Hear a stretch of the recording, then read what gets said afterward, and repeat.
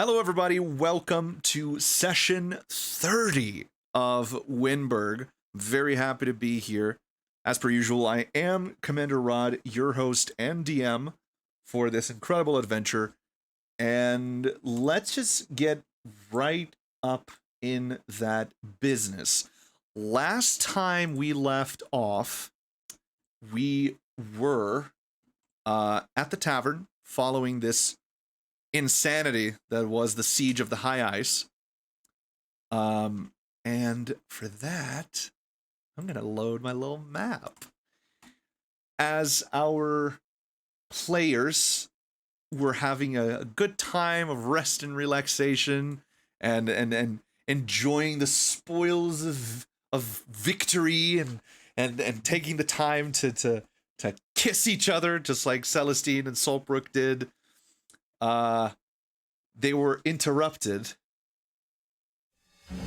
by an unexpected guest. And sitting in the rafters above them was a massive warforged by the name of Alden Eckhorn. And as she sat on the rafters, she looked down and spoke to them all. So, let's hear about this Father Forge. Why don't we? And this is where we begin. How long did you spend on this little scene? Did you choreograph the camera angle and get all happy and giggly? I could just... absolutely. You know I did. Oh my god, you're a dork. Spend no expense. So above you sits this massive warforged. I'm talking nearly 8 feet tall. Her face, where you can see her regular body is copper-ish, and this pink light emanates from within her eyes. She's just crouching. She's essentially squatting on top of this rafter, looking down. On her shoulders, you notice that she wears very similar pauldrons to that of Hashmal. However, whereas Hashmal had a single shield and a button on the other side, this one has 2 shields. And as she squats there, you see some of the you see the soldiers, the militia present, draw their weapons and look up, staring at her. You can tell that they're trembling. And they sort of look to you for a reaction.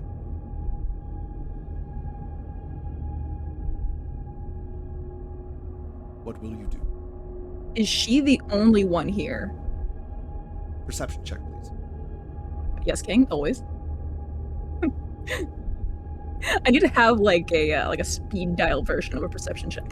Oh, it was so close to a nat 20. Fuck. 15. A 15 total? Yes, yeah.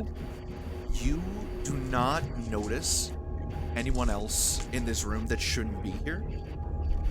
However, you also notice that although your eyes can see her and your ears can hear her, you feel no presence at all. Okay, do I notice anything? I've got a passive perception of 20. Or I can make a perception check. Give me a perception check. Okay. Should have pulled out the dice for this. But I am a fool. We all are. That's why we play D&D. Find a D20. Exactly, it's all good. 16 plus 10, so 26 total. Kira, you sense her presence, but it's not where you're looking at. And as you try to shift your focus around the room, it's almost as if her presence is constantly moving. She's In one moment, she's on top of these barrels. In another, she's behind the barkeep. In another moment, she's right behind you. But it's almost like a spotty connection. It's almost like you sense her presence, and it dissipates, and it reappears, and it dissipates, and it reappears.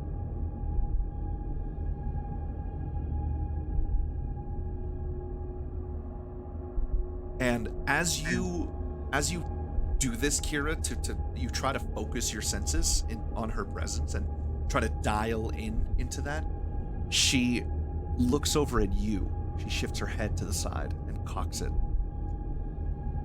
Impressive. Few are those who can even detect me. Not to be too rude, but I would recommend you stop.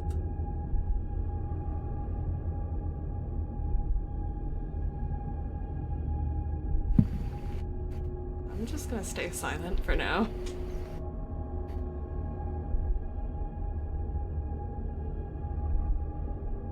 Can I like mentally try to reach out to Kira to like tell her like you like mentally tell everyone to try to just kind of get out of here? Like Ethel, you would not be able to reach out to her. She would have to reach out to you. right. Yeah. Hey Tess, what are you doing?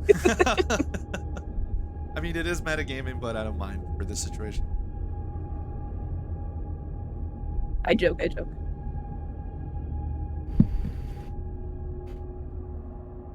I'm so sorry. I missed half of that. Ethel Oh, was... Ethel, go on, Emily. You go I was for it. gonna like try to reach out mentally in hopes of reaching you, but Rod was like, "Oh, she has to do the reaching." I was like, "Oh, okay, I see." Okay. Gotcha. It is metagaming, but I would allow it in this situation for you to do it still, Tess. Yeah, sure, I'll do that. Why not? I'll just reach out to my friends, and let them know that we need to find a way out of here. Carefully. Like a spider web reaching out from where Kira is standing. You all feel connected in this one moment. And you hear her words echoing in your mind. Would I be able to respond to the thing in my mind, or is it just like a broadcast? You can respond, I believe. It's a two-way street. Do we need a distraction? I will speak into my brain.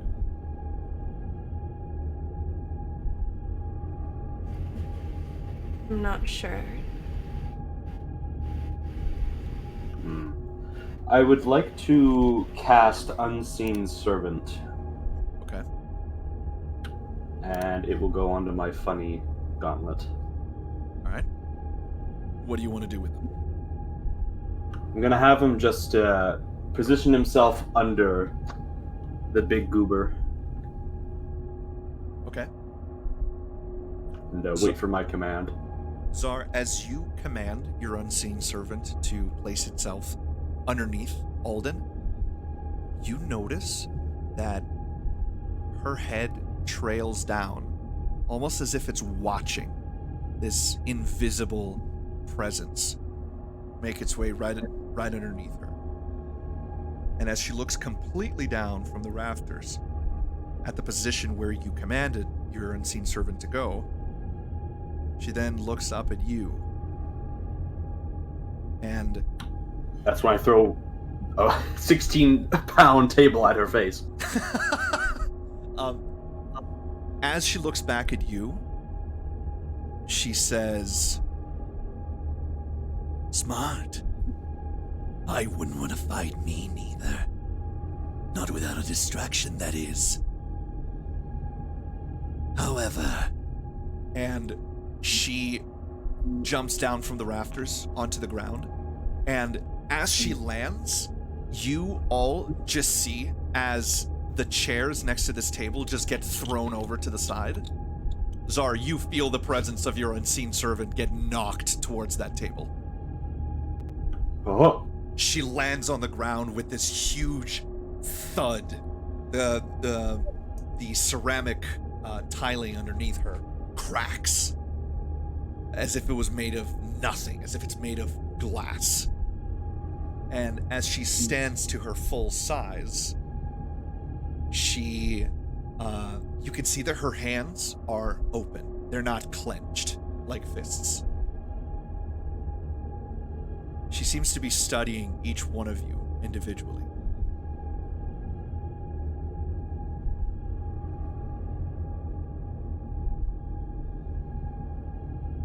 You. Those eyes are like, oh, okay. Oh, go for it. No, your turn. No, please go ahead. No, okay. Maybe I will. As a treat. Just like locked on to this thing, but like without looking away, she's like, Kira, get everyone out of the tavern now. Like townspeople and stuff. I slide into the shadows as as unseen as I can, and try to go around and start discreetly getting people to the door. Roll a stealth check for me. Okay. Oh, that shit better be advantage beefy. on those. Mm-hmm. I do. That's an 18 for the first roll, and a 27 for the second. Okay. Beefy. Second. To calculate something.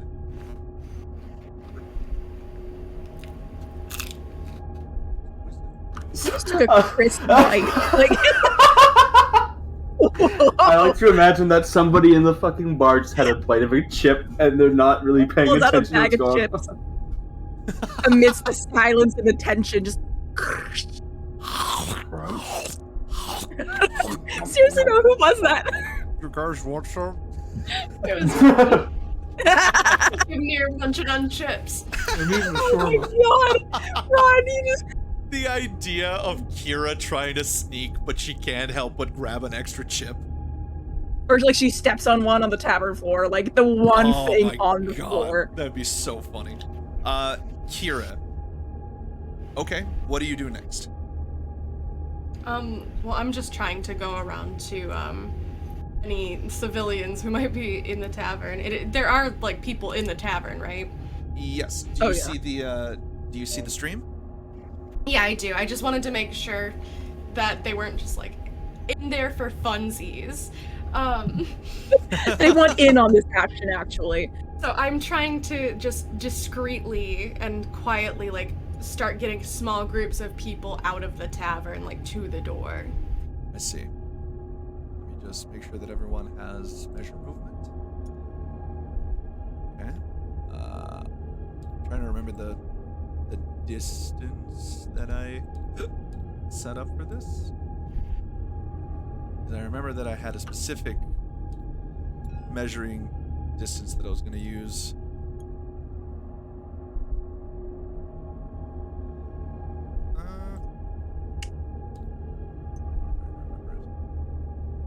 Yes, okay, we'll use inches. Alright. You go to these fellas over here first.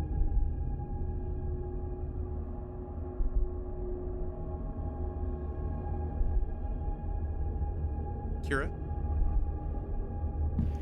I'm sorry, I didn't catch that. Which side do you go to first? To your right or to your left? My friends are all to my left, right? So, Yes. I'm just gonna head to the right towards people who clearly have no part in this. Okay. Should the occasion arise, you do now have a short bow. I gave one to Kira 2 sessions ago. Yes, that is very Well, true. that's true. Kira, as you approach the citizens, what do you say to them? I use my telepathy and make eye contact with them, and let them know it's not safe here. We need to get you out. Come with me slowly and calmly. As you connect to the minds of these people, you can tell that they are sort of startled at the prospect of having someone in their mind. And they comply. They begin making their way around through the side here. Do you speak to the soldier as well? Yeah. Okay. He looks at you and seems to understand what's happening. He answers you, I'm not about to leave my people in here. I'm staying until they're all gone. I understand. It's not safe, but I'm not going to stop you from going if you feel this is what you need to do. Okay. They begin making their way around the tables. I just tell the soldier one more time before disconnecting with him, just to be safe. Safe as I can be, miss.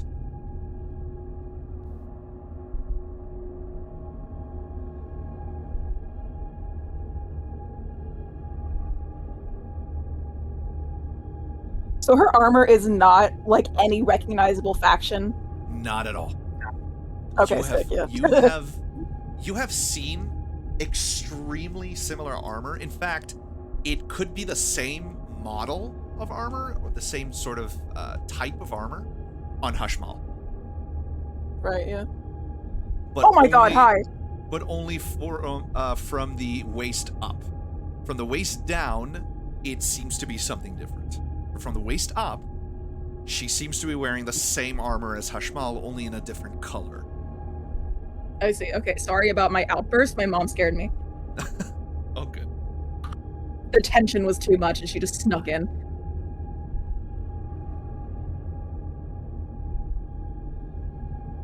Alden takes a step forward. And underneath her, you hear the cracks on the ceramic. And as she takes the step forward, Saltbrook, you see Slayer take one step between you all and Alden. There is a...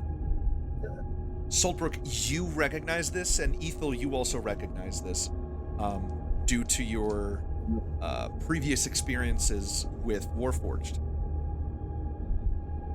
There's a look of recognition on Alden's face. So, one of the exiled pilgrims.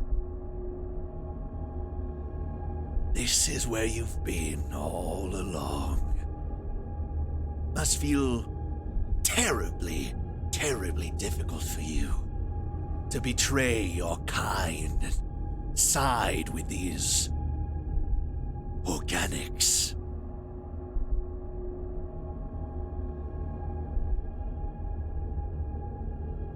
And you all see as Slayer raises his hands. Kira, you're the only one at the angle that can see this. But you do not understand the sign language that he is using. He performs a series of signs, and she responds, "Oh, the Slayer losing his nerve. How much do you fear this? Caught between myself and the exit. Every part of you, every fiber of your being, screaming at you to run. To run away from what I am. What will you do, pilgrim?" Saltbrook, you see Slayer's hands clench into fists. But he is paralyzed. He's transfixed. There's a slight shake that you can see to him that was never there during the siege, that was never there in any other moment you've known him.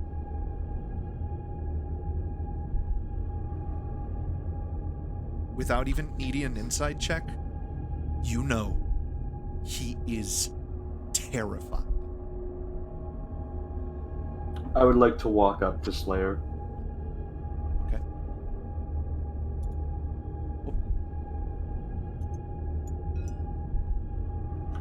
I will lean over to kind of a semi-whisper. You're not alone in this fight, friend. We stand with you, as you did with us at the siege. And I will plant the flag into one of the four-cornered tiles into the ground. You planted? I plant the flag. Ithel kind of like spits at him like very quietly. There should be no fight here. As you plant the flag on the ground, Josiah, she turns her gaze towards you. Oh, familiar. Very familiar. Tell me, Organic. Remind me where that banner is from. I will not speak to your rhetorics. I have long been taught that organics are creatures devoid of genuine feeling. That you are an unfeeling, callous, and even sadistic species. My Omnisire, and she takes a step forward, our revered leader, instilled these beliefs within me and my brethren. We were forged to serve, to carry out our missions with cold efficiency, without questioning the nature of our existence. You know this well, don't you, soldier? And she is staring directly at you, Saltbrook. It's almost as if she sees a piece of you that you're trying to keep hidden deep within yourself. I fear your kind no more. Your trickery and lies betray your actions. And You're what do nothing they more than- betray? It's become evident to me through my time that you were created, as you say, to be efficient, cold. And despite that, every day I see a warforged who is not to your design, not to your perfection and standards. Your Omnisire is a failed deity, and you are an equal failure of immeasurable accounts.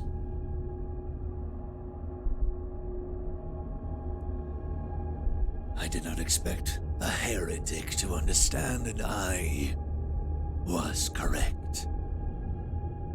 However, despite all that has been taught to me, in the shadows I have observed you ever since the other pilgrim joined you.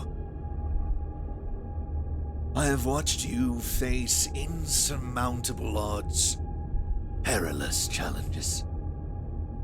And then she looks at you, Ethilden, and unforeseen tragedies. I have seen your hearts pulsating with courage, an unyielding determination to protect one another, and even compassion. And in those moments, I find myself questioning the dogma that I have been taught. She walks very nonchalantly over to the side of this table. This guy over here on the side, completely paralyzed with fear. She just walks over to the table, looks at him for a moment, and then turns her attention to the food on the table. And she grabs a slice of cheese. She takes a bite of it. You have shared laughter and joy and celebrated victories together and mourned fallen comrades with genuine sorrow. I have seen the flicker of hope in your eyes, even in the face of, And she looks at you, Saltbrook.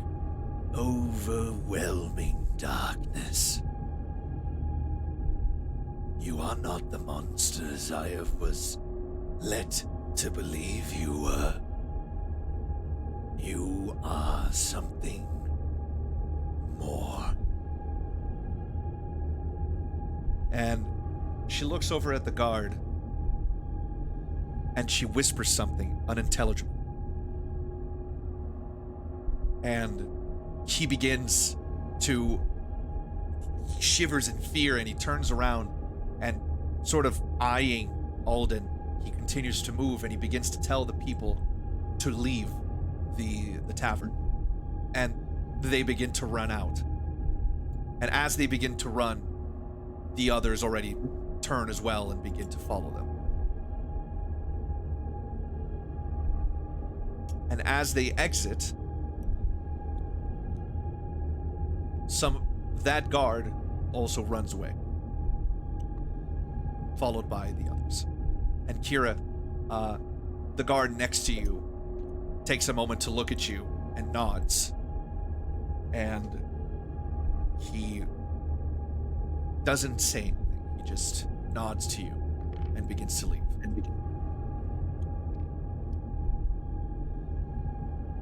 It's not like they would really stand a chance anyways. They better just save their lives for a later day. Alden then turns to you, Kira, and looks directly at you and says, Even in the face of overwhelming defeat, to take the time to protect those who cannot defend themselves. Puzzling. Especially coming from organics. For you see, the Omnissiah's teachings shaped my existence, rooted in logic and precision. I was taught to be the epitome of stealth. and you all blink, and she is standing between you, between Thielden and Kira, and she takes a moment to just pull up a chair between you all, and she sits. Imagine that she's sitting. I don't have a model of her sitting. Sorry. She's so big. Oh, she's Peas huge. cutely. Peas cutely. She's taller than Celestine, like, specifically. She takes a seat, and she looks completely unarmed.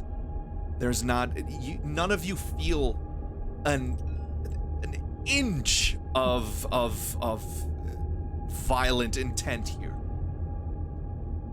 But there is an unease. None of you have ever seen something move that quickly. In observing you, I've come to understand that my upbringing does not encapsulate the complexity of your existence. A conflict within me that has materialized, born from the distance between what I have been taught and what I have witnessed. I find myself, And she leans back, grabbing the bottle of wine on the table. questioning the validity of the Omnissiah's dogma. Perhaps it is flawed. Or perhaps it was meant to shape us into the efficient tools he needs, stripped of the burden of emotions and empathy. I sit before you all now, not as an adversary per se, but as one questioning the divine. By own accounts, I should rid this world of your presence, and yet something within me is telling me not to. Why is that?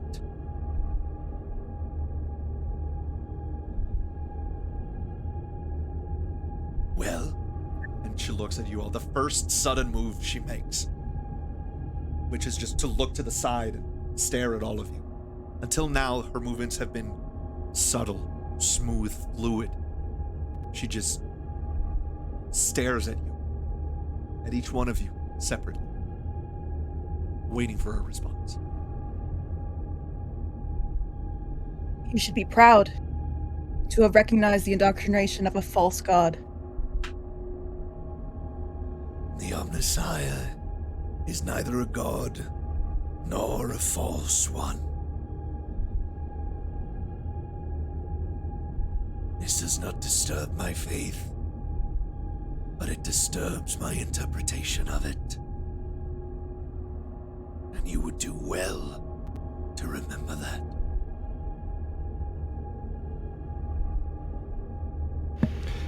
Givnir speaks up and is like, well, to be fair, I don't particularly listen to the divine either. Well, personally. And yet you stand there with a shield of divine power. You truly believe me to be blind to your exploits, Gimnir the Unnamed, wielder of the Godsteel barrier of Bahamut. If not the divine, then what has placed that relic upon your hands? All I said was I do not listen to the divine. My faith is in my people and my friends. Your people. The same people outside who attempted your destruction.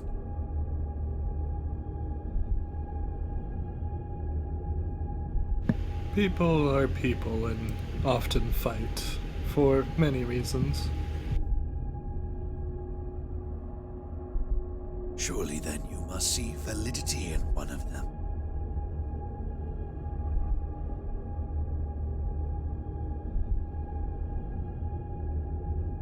Why else would you fight?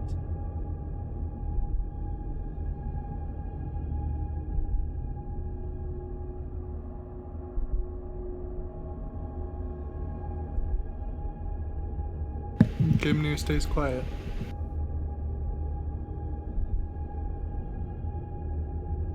One who do not explore their faith has nothing but empty rhetoric and hope.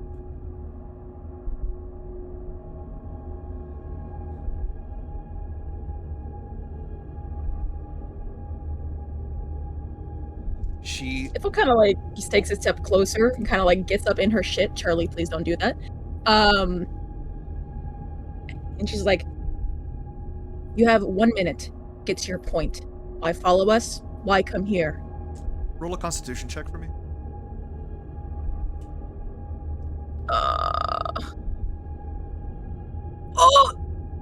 Can I use inspiration for that? Hold on. Don't worry about it. 9. So 12 Don't total because mistake my complacency for defenselessness, elf. And as she says this, she, faster than you can even perceive, she stands up and she has her hand around your neck and she's holding you completely up. And with her other hand, she points directly at you, Gimnir. You would be wise to not move. By now, you must have understood the true power of a Warforged. You do not yet understand the power of what I am. And yet, I will grant you a mercy that you will not find amongst my brethren. And she puts you down on the ground again, Ethel, and releases her grip. and lowers her arm. I will not suffer insults or threats from filthy organics such as you, despite my curiosity. And as for curiosity's sake, the light of her eyes dissipates for a moment, and you all see yourself transported somewhere else. On the ground, you see the mangled corpses of Warforged, and snow falls from the ground. But it's not snow. It's soot. Particles.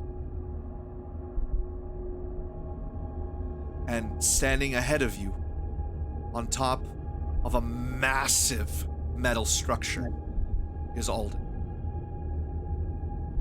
Around you, you see nothing but death and desolation. Skulls, bones, tattered pieces of cloth surround you. And Saltbrook, give me a wisdom check.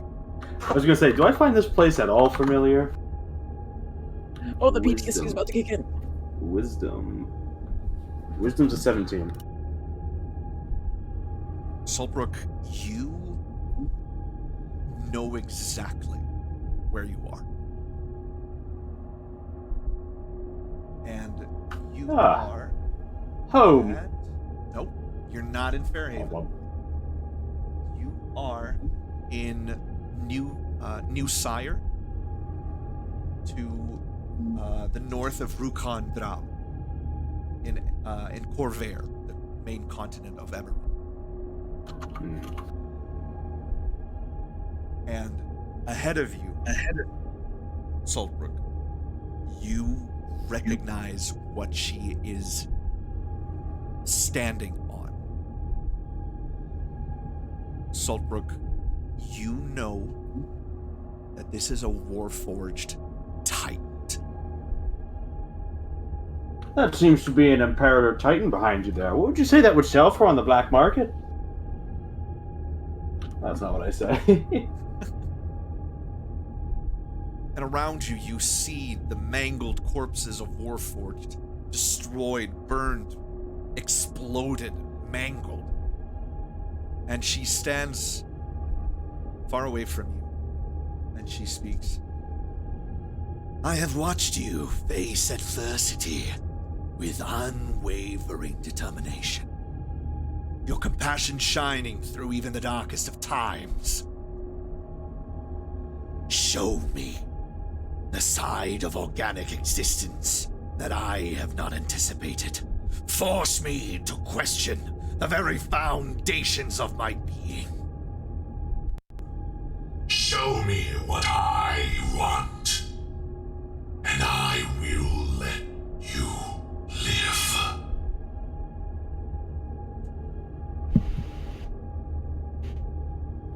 Everyone roll kind for of- initiative. Oh, goody! Uh-oh, stinky. Will we have any healing Oh, in okay. between the last battle? Nope. Alright. Yay! 21. I'm gonna use an inspiration on that because I don't want a 6. I'll take a 17 though. Could you write it down in That's D&D a 9. general? Of course, I really thing. appreciate Can we get some tunes bumping? that. Oh, wait for it.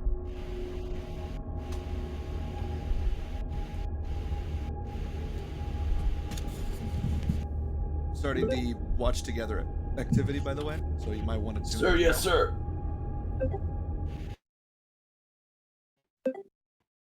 Bing bong. What is that sound? It's It's just us the joining the joining activity. Ah, I see. Damn it. The Well, that was one fun. theme that I I wanted to swear, if you play Rules of Nature, I will physically assault you. No, hold on. I need to remember it. Also, hello, Haley. She's in chat. Hi, Haley. Hi, Haley. Welcome.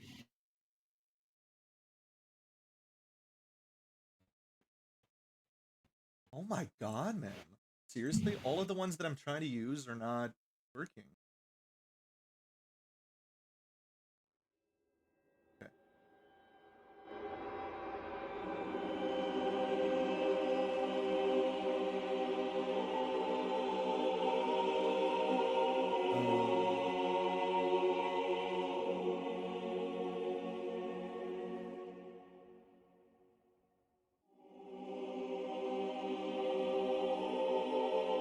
right.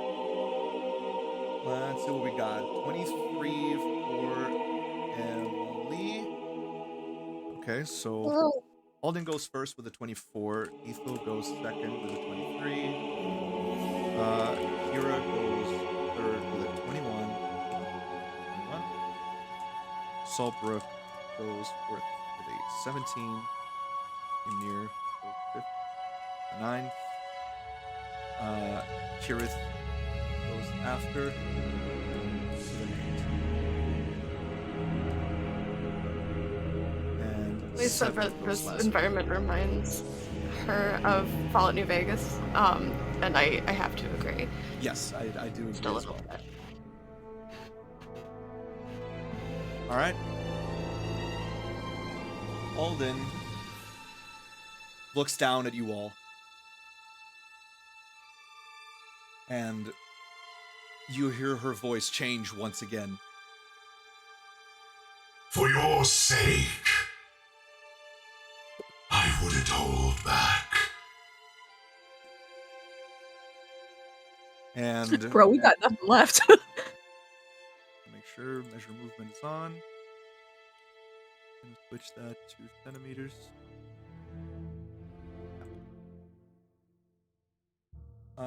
I need you all to roll wisdom saves. DC. Well, I won't tell you yet. Can't have people fudging rolls. Hee Not hee, for not this 20. encounter. Hee hee, not 20. Hee hee. Okay. Hee hee.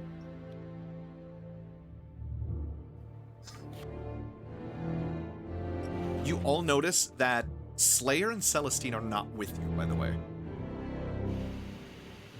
Oh. I rolled a 16, by the way. Got another 21.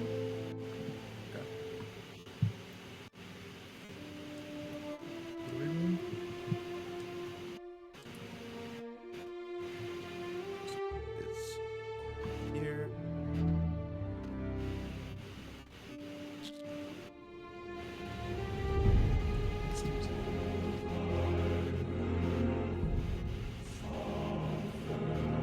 I also have advantage on wisdom saving throws. I completely missed that on my character sheet. Also, make sure you guys add +3 because y'all are within 10 feet of me. Ymir, That would be a you 24. find. Oh, actually, no. Sorry. Fuck you. You find that the shield of your Godsteel barrier feels heavier than usual, Gimnir. Actually, does it work here? Oh, it's not a Godsteel barrier thing, that's just my paladin ability. Okay. That's correct. So Okay, what so do make that a 19 thing. a 19. Yeah. Make that a 29 then. Hell yeah. Uh, So I got a 24 total then. Kirith. Oh my god. Oh, actually, no. Kirith rolls. She rolls a nat 1. 7 rolls a 10. Oh shit. Oh, Saltbrook is not. Is now a good time to mention I really have to poop? No. Not a good time. Shit your pants. Damn it. That's it, buddy. I'm going to shit your pants. I might. Alright. Alden uses imposing presence and frightens Kirith, 7, and Ethilden. Alright, I'll take that RP. You are frightened for 1 minute. You can repeat the saving throw at the end of each of your turn, ending the effect on yourself as a success. The DC is 21. If a creature's saving throw is successful on the effect, or the effect ends for it, the creature is immune to the imposing presence for the next 24 hours. Does anything goofy happen? Because I rolled a nat 20. Can I be like a shining beacon of hope and determination for the party? Saltbrook, being in Corvair, being in Eberron, facing a Warforged, just like riding a bicycle. Just like an everyday Tuesday morning.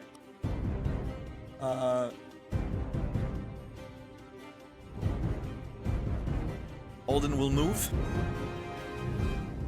And she places herself immediately in the middle of Kirith and Saltbrook and Seven.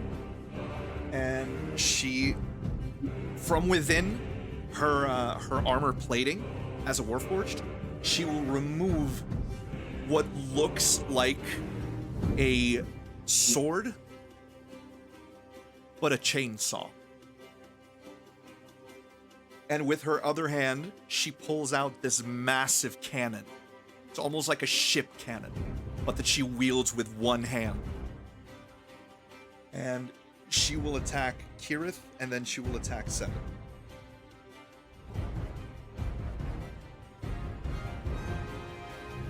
Yeah, she hits them both.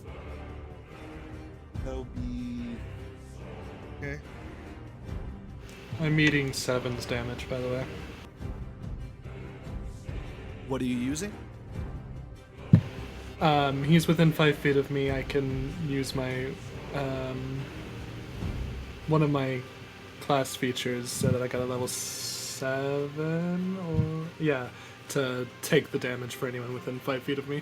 Okay, you take 19 points of damage. Oh, Jesus. Okay. And then, Kira, you're able to perform an opportunity attack, as well as Kirith can't do it. Gimnir, you're also able to do it, because neither one of you are frightened.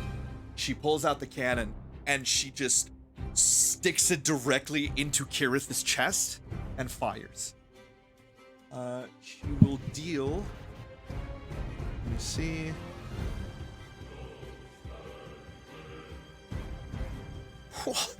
Jesus Christ. She will deal...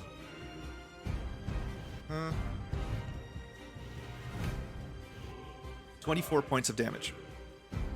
Can you not? Oh! She will be thrown back 20 feet. No, my meow meow. Okay, I am gonna make that opportunity attack, actually. Yeah, I'm just gonna go after her with my daggers.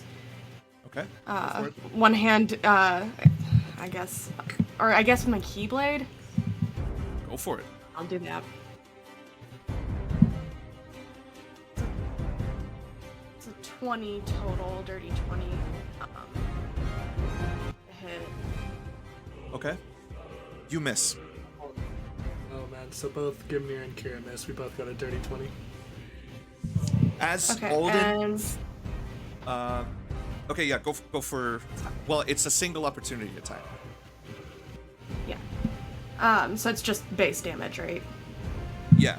You You missed. both missed. Oh, I missed? Yeah, Yes. you both- Oh, shit. You all see this. Alden bursts forward, and as she's coming, she pulls out these weapons from within her armor, hits Seven with one of the attacks, and then just glues that cannon into Kirith's chest, and just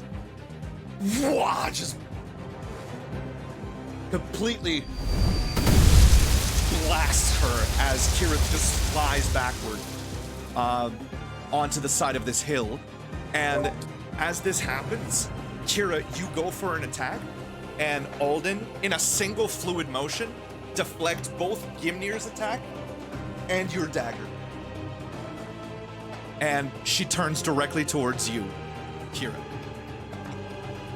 Ethel, give me that wisdom saving throw. Yeah, also, what are the effects of being frightened exactly? Tell you in a moment. 15, I don't save. Frightened creature has disadvantage on ability checks and attack rolls while the source of its fear is within line of sight. The creature can't willingly move closer to the source of its fear. You can still attack, God damn. but Okay. you attack with disadvantage. Yeah, that sucks ass. Um. And you rolled a 15 on that wisdom saving throw? Yeah. Okay, you do not end the... Yeah, I kinda got that. Just making sure. Yeah, I kinda guess. Oh god. Okay. I have a question. Uh, Considering, let's just see Ethel's thing first. yeah, sure. am I allowed to cast something with concentration while I'm frightened? Yes. There's nothing that says you can't Okay. use concentration while frightened. Okay, because I actually do still have, like, baby spell slots. Okay. I'll say, homeboy, you you picked a bad time to do this. We don't got shit left. Unless in Enchanted Goo Goo Gaga land here, we do have our stuff back. Your what? Okay, well, yeah, so in whatever, is this like a mental hellscape that we're fighting in? Do we get, like, some of our stuff back that we, you know, like, exhausted during the siege? Nope. Like, spell slots? Okay, great, okay. Figured I'd ask. I guess, sure, I'll cast Hunter's Mark, because why not? Only first level, though, because that's all I got. Okay. Well, no, I do have one. Shit. I do not have...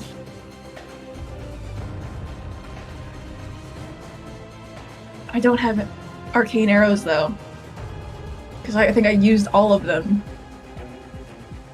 in the siege. Okay, I guess I will hop off just some regular ranged attacks, see how that goes.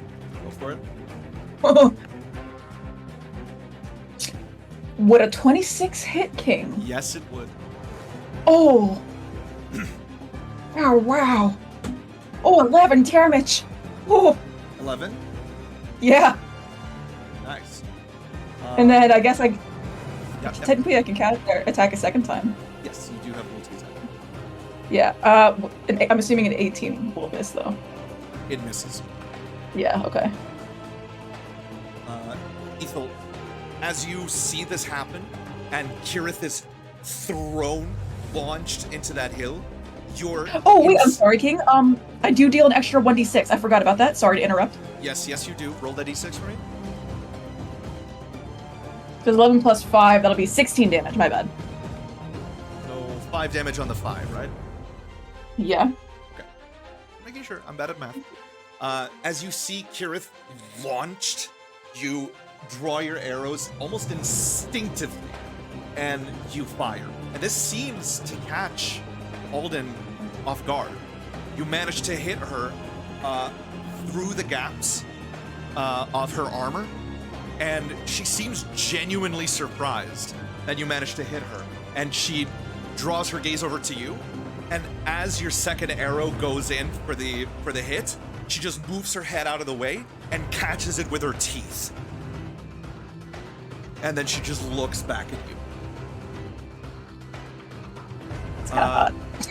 Kira, Ethel, would you like to move? You cannot move Um. towards Alden while you're frightened, but you can move away. Mhm.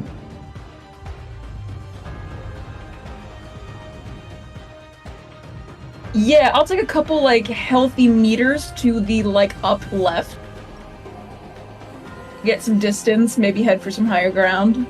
Okay. Yeah, that's healthy. That's healthy. I'll take that. All right. Kira, it is your turn. Okay. So she's facing me, right? She's currently facing you, yes. Okay. I make eye contact with her and tell her, I'm sorry, I don't have answers for you.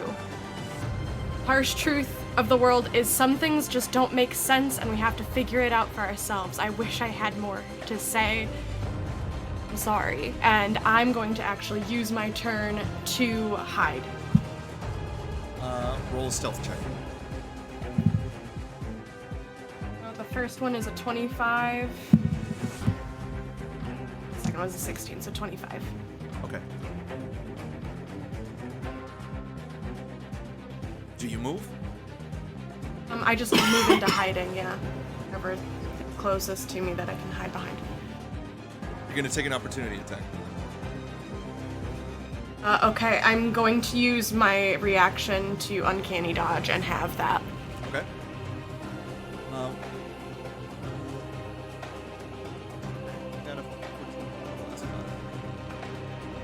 She will. Gimnir, you're gonna get an opportunity attack on Alden because she's going to attack with her cannon. And she hits.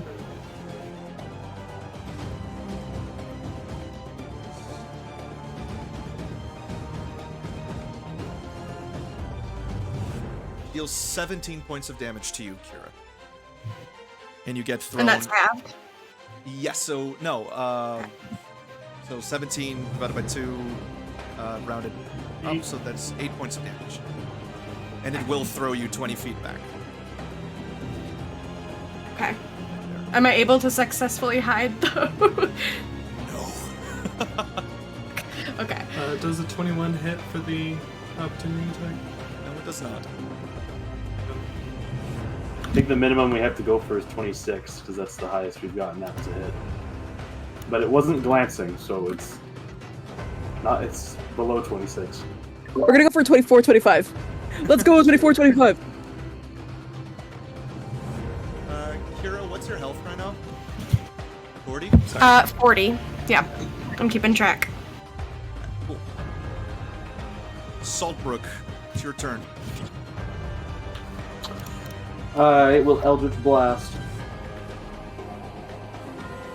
You're within melee range. I don't want to fight that thing in there. Oh, that means I get opportunity attack. Yeah. Yes, you do. Well, great sword it is then.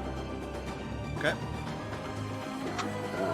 You I can will. you can disengage to not take an Doesn't opportunity attack. Doesn't that take my whole turn though? Yes, it does. You can move, Yeah. but it will use your action.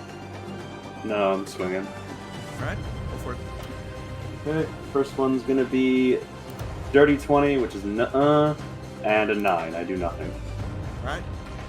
Saltbrook, as you see Kira being launched away, you see that she manages to absorb some of the impact in a way that Kirith couldn't, and she lands on her feet, essentially sliding backwards, her feet digging into the earth.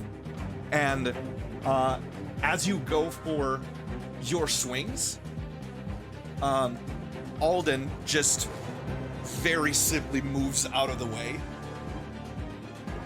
And as she looks over at you, with the arrow still in her mouth, she bites down on it and cracks it between her jaws. And I will now give a little lecture on why she's a goober. You gonna speak to her? Yes. Do it. That's not part of it, I'm just coughing. Humanity is its own thing. You do not understand us because you're not one of us. You're your own creature, your own species. To deem us different to you is the only accurate measurement that you can give, but that does not mean that you cannot learn from us. We do not fight you here today because it is our will to destroy you. You fight us. We fight you today because you have brought us here.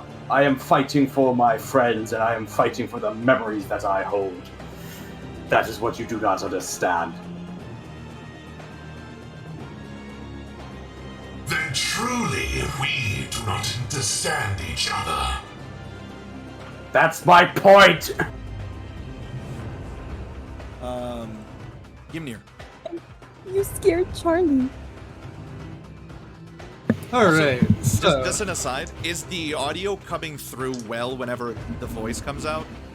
Oh yeah. Oh, yeah. Perfect. Yeah. Okay. So, They said it scared Charlie. Ymnir is going to bonus action Shield of Faith Kira. Okay. And then he's going to just attack. Okay. That I'm Wait, assuming a 26 hits. Is Shield of Faith? What is Shield of Faith? Is it is it a spell? Yes. You take an opportunity attack. Okay.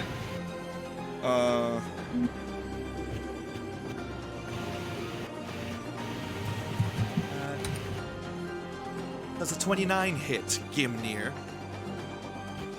Man, yeah. Sorry, the little man.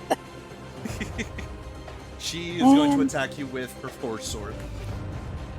That is okay. That'll be 18 points of damage.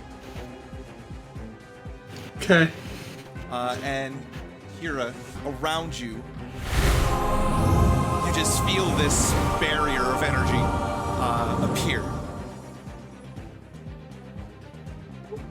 Loving sound effects.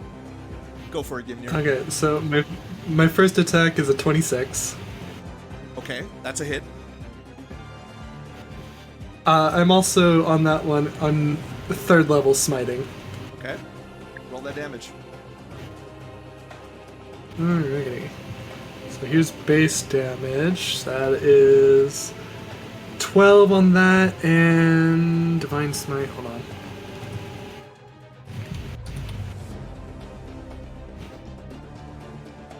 Apologies. What just happened? Oh. That'll be 3d8s. 3d8. Oh wait, no. 4d8. Wait, no. 4d8. Cool. 5d8 because it's 2d8 Ah, radiant damage. Make it 6. I'll take 6. And then plus 1d8 for each spell slot higher. So if you're using it on 3rd level, that makes it 5d8. Okay, cool. So that's 30 damage total. Okay. Does my hunter's mark apply to and then anyone I'm else? going to attack it. Your Okay. mic Does sounds it- perfect, sweetie. That's Okay, not does a what I 20 asked. What did you Does a ask? 23 hit? It does. Cool.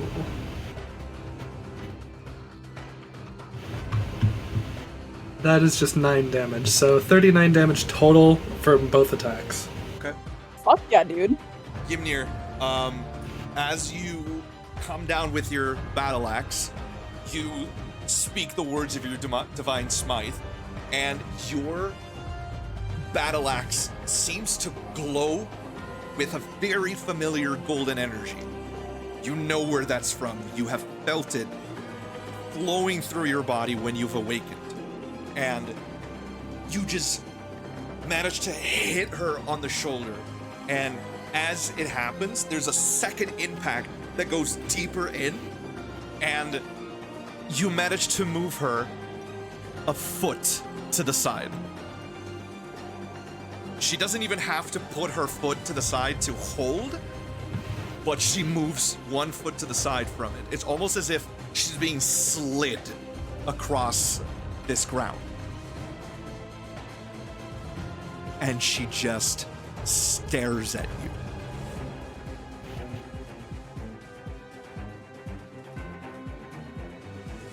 Her eyes seem to be glowing more than before.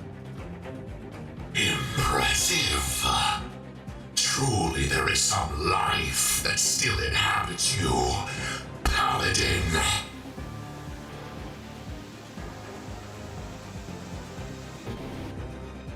And is that your turn?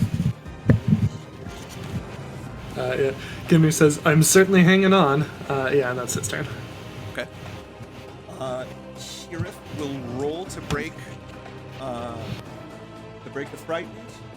She has no wisdom bonus. Okay. And she rolls a nat 1. Jesus Christ, Kirith. Ethel. From the corner of your eye, you can see that Kirith is essentially crouched and just holding on to her own body. She is fucking terrified. She has never looked like this before. You've never seen her like this. Oh, my poor baby. And she will move away from Alden. She's essentially running away. Is it possible, for the sake of RP, to give her like a comforting glance and a nod, like it's okay, run? As you do, it's like she's staring through you. You feel it.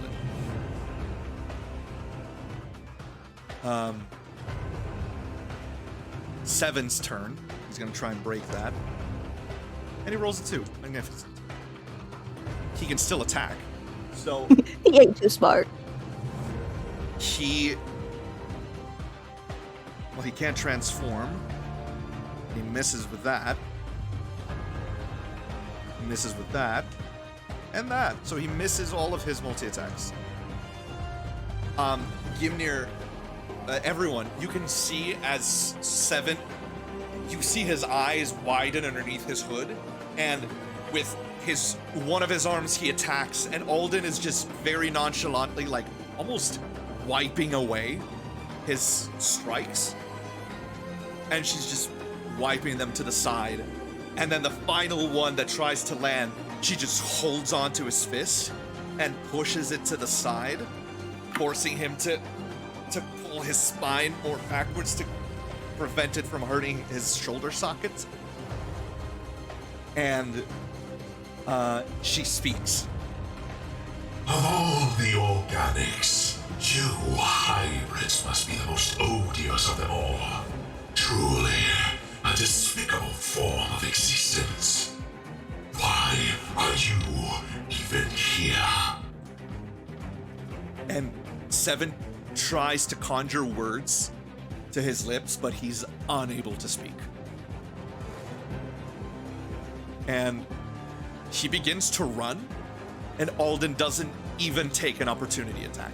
She doesn't even take it. She just lets him run. And now it's her turn. Gimnir, she closes in the distance with you. And yeah, she will make her attacks.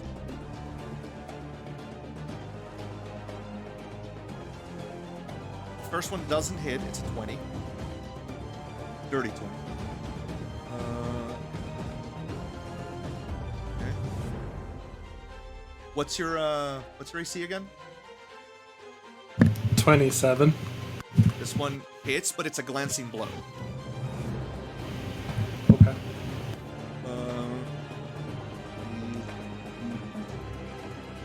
That's 25 divided by 2. So that's 12. 12 points of damage. We're still hanging in there, gang. 12 points of damage. She's gonna attack again. And this time she's gonna go for her cannon. And you get an opportunity attack on it. Do I get an opportunity attack? Yes, you do. You are within. Yippee! You are within melee range. She is going Damn, to touch the cannon to you. Saltbrook rolled that opportunity attack, and Gimnir, you as well. It's a 26. Not 20, baby! She also nat Oh my 20s. god. Oh my god. Oh my god. She crits on you, Gimnir. Gimnir, do you have adamantine armor? Gimnir, is your weapon adamantine? Your armor adamantine? My armor is not, no. But I'm at least getting one more blow in. Yes. Hold on. Before we figure that out, hold on. I at least dealt 13 damage. Okay. How much did you roll for to hit? 26. Okay, that hit. So 13 damage. Saltbrook, roll your damage too. So, maximum damage, 2d6 plus 3 there. I'm gonna do an additional... So I'm gonna do 30 damage total. Yeah? Yeah. Okay. Yes, sir. She is going to deal first max damage, so that is 26. And then she's going to deal 23. So 49 points of damage. Jesus. Oh my god. But he refused. You're using what he Base. refused? Base! Yeah, no, I was on 9 health. Take Oh my god. take Oh. take 2 levels of exhaustion. Were you already at level 1? I was at exhaustion level 2. I'm You're on at exhaustion level level 4 4 now. now. Holy shit, dude. Currently, you have disadvantage on ability checks. Your speed is halved. You have disadvantage on attack rolls and saving throws, and your hit point maximum is halved. So you're up to 5 HP. And you get thrown 20 feet back.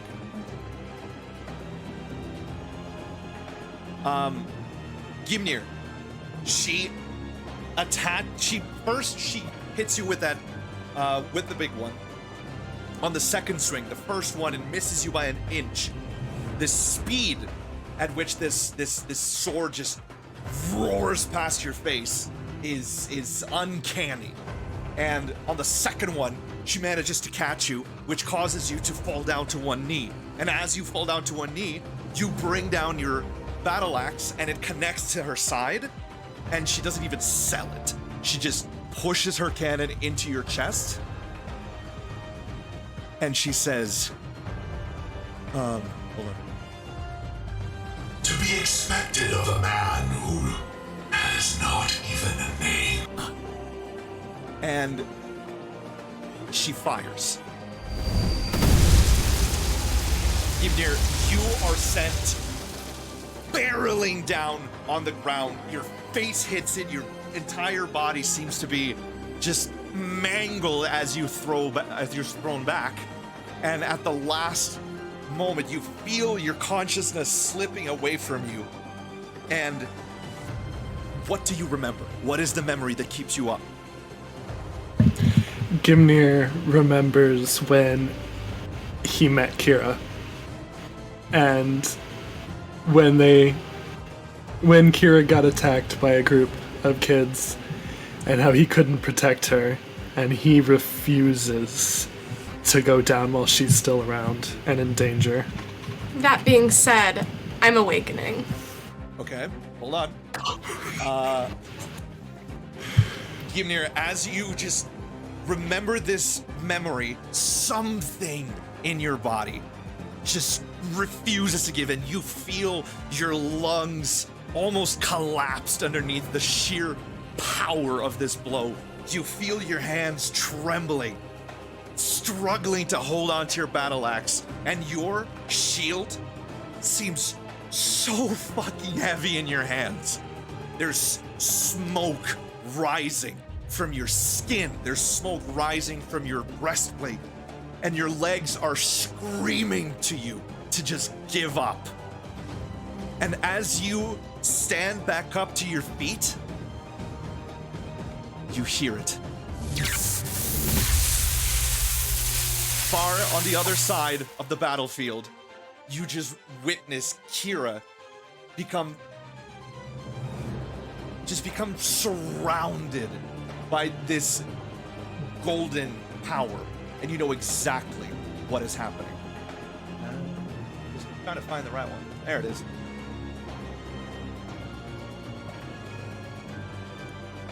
Kira,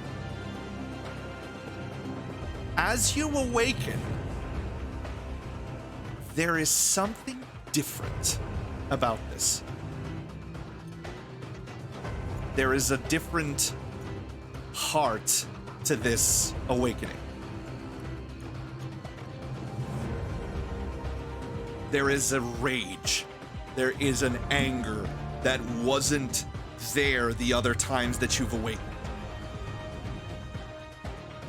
And as you awaken, you see Alden ignore you, Saltbrook, and she just looks at you. Is she ignoring the sword that's currently in her chest from my big damage? Oh yeah. That's rude. She just grabs onto your sword, pushes it to the side, and then just looks at Kira. Oh, wait, this is... Magnificent.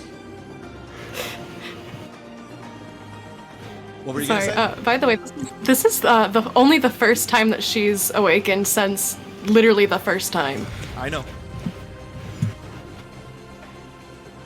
If you were to tell me why you awakened, Tess, would I be wrong in saying that Kira is awakening specifically because of what she just witnessed happen to yeah. Gimnir?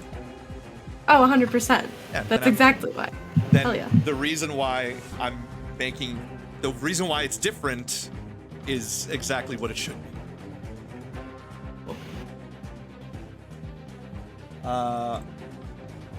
Saltbrook, you already got an opportunity attack on Alden, correct?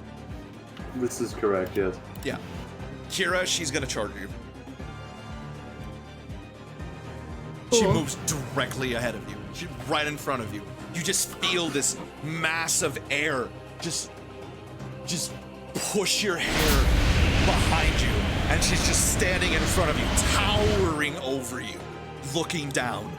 And if a Warforged smiles, this is what it looks like.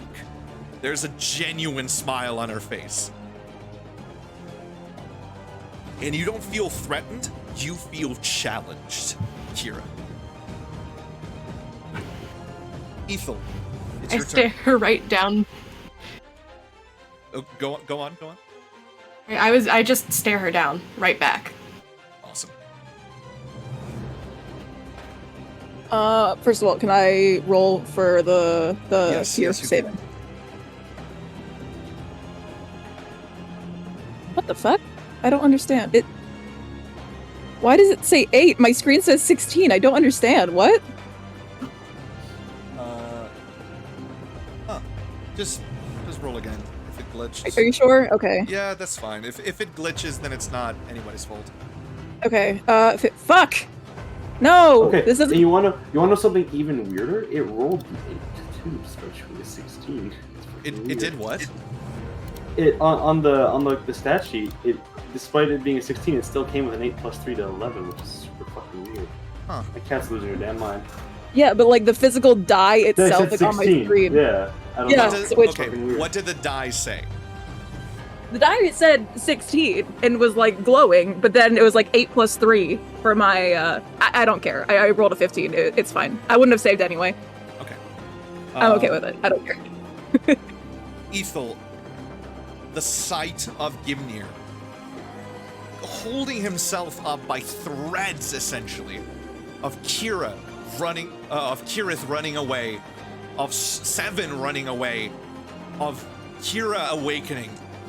You're screaming with yourself. You're wrestling with yourself why you can't shake this terror. What will you do?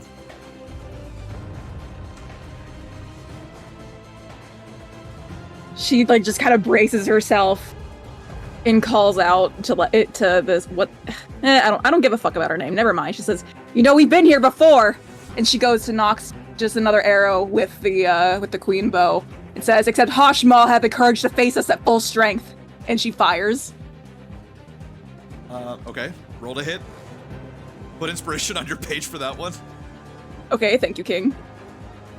Okay, now it's not even coming up. Okay. Use Well, a let me physical dice. Let me refresh, King. I mean, Okay. I don't know where my dice are, Bubby. Booby. Don't give me that! Fuck, 16! I'm so pissed! Ethel, you, as you fire your arrow, and you have multi-attack, so you can fire. Yeah, you're right. I'm gonna roll again. Yeah. Damn it! Okay. As you knock your two arrows in, you do the double knock, and you just Yes. fire them together, and it just hits her armor and bounces right off. She doesn't even turn her entire body, she just looks over her shoulder towards you.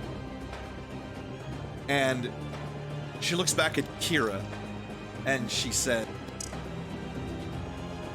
Something about you. Something inhuman. Speak to her and tell them what I have to say. And this one is the only one that shows promise yet. Why would I fight at full strength if you won't?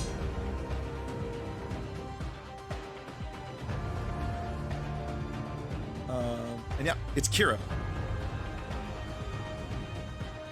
I don't understand what just happened. She essentially looked at Kira, told her to tell you.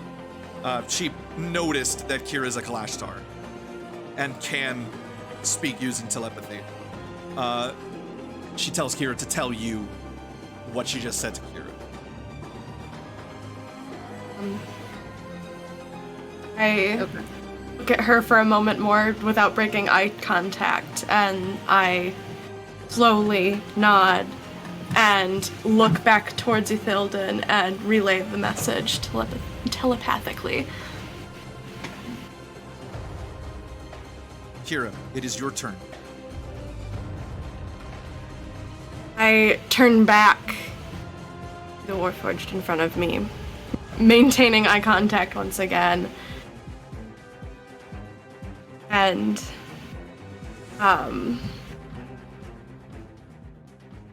I tell her that I don't want to fight her.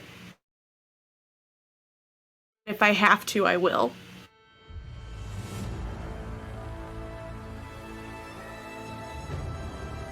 I'll give her a chance to respond before I attack.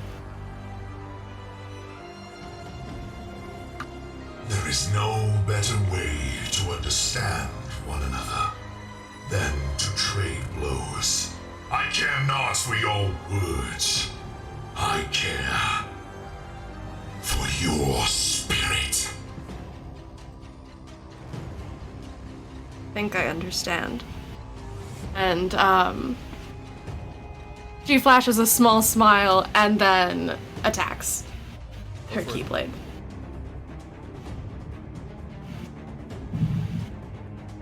That is, I'm sorry, I'm 19. No, that doesn't hit. Do I have anything else? I'm sorry, I'm like shaking. It's all good.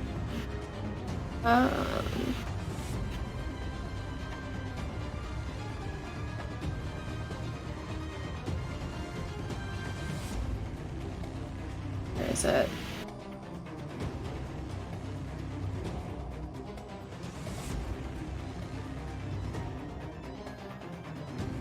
I'm trying to find it, but I'm pretty sure I can take a bonus action to. Oh, there it is. Cunning action to disengage. Yes, you can. Yeah, I'm gonna do that. Okay. Kira, you strike with your Keyblade, and for the first time in this entire battle, you notice that Hashmal consciously has to defend against it. And as you lock your Keyblade against her forward sword, she just stares at you. And as you disengage, do you pull backwards, or which direction do you pull? Yeah, slightly backwards. I'm still facing her, though. Alright.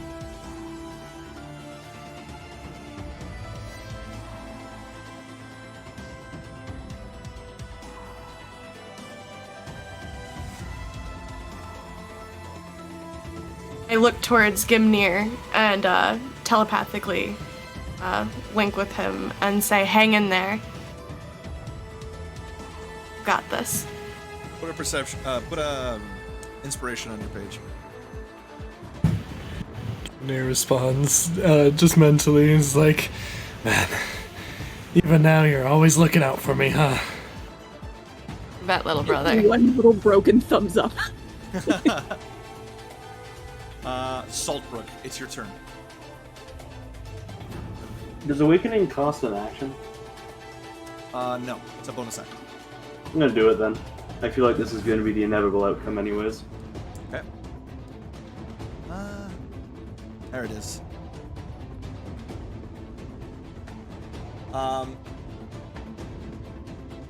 Gimnir and Ethilden, you notice Saltbrook just...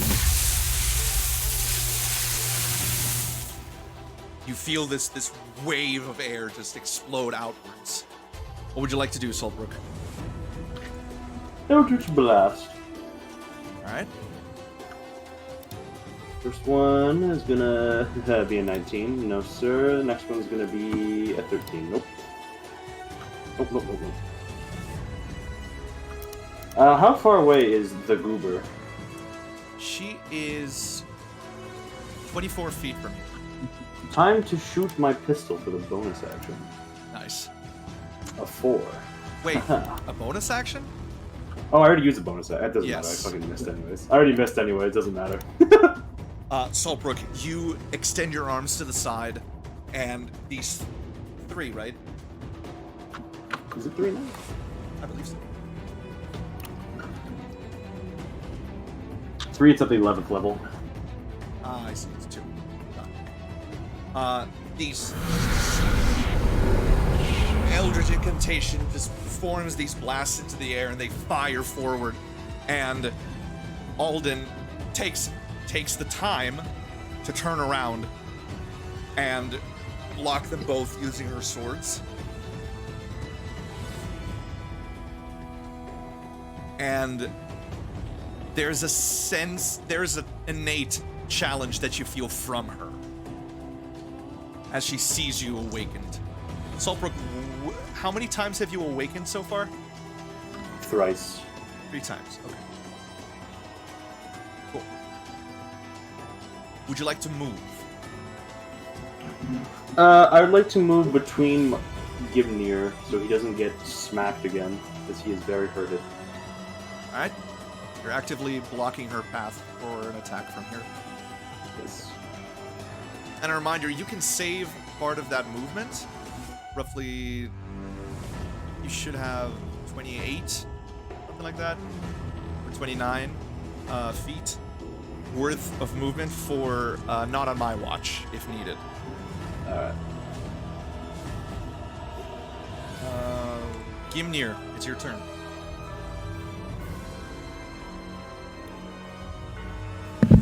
Alright, Gimnir is going to walk forward 15 feet, because that is all he can do right now, and he's going to chug some health potions, one as an action and another one as a bonus action.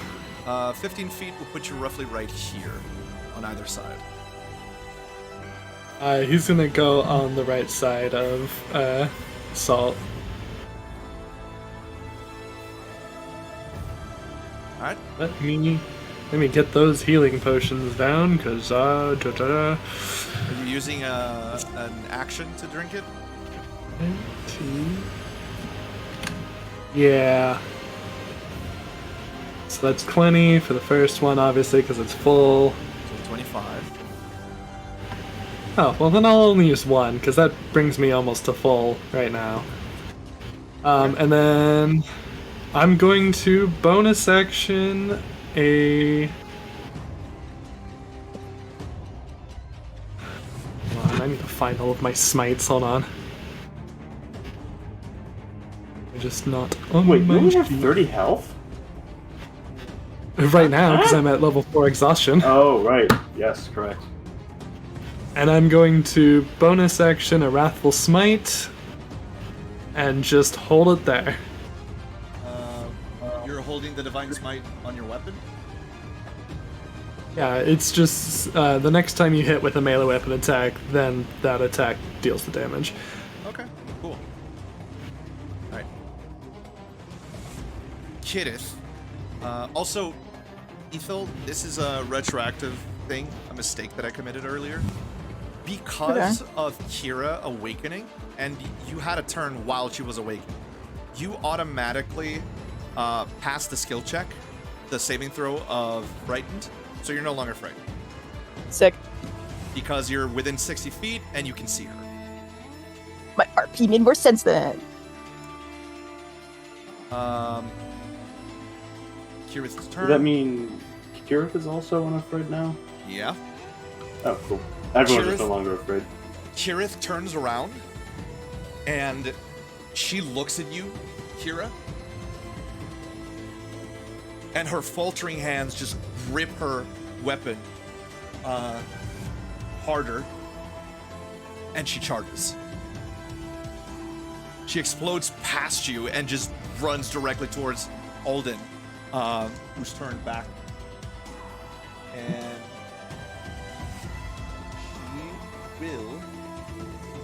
Oh shit, okay. He's gonna use Eldritch Push. And Alden has to succeed on a DC 15 strength check. 14. And she succeeds.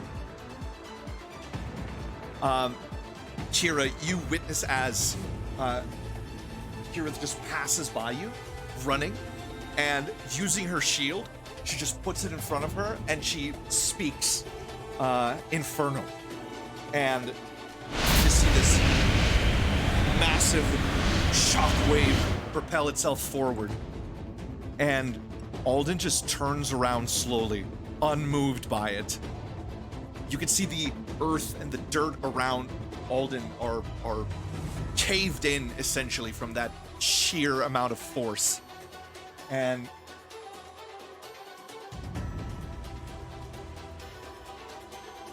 yeah, and Kirith will do an attack.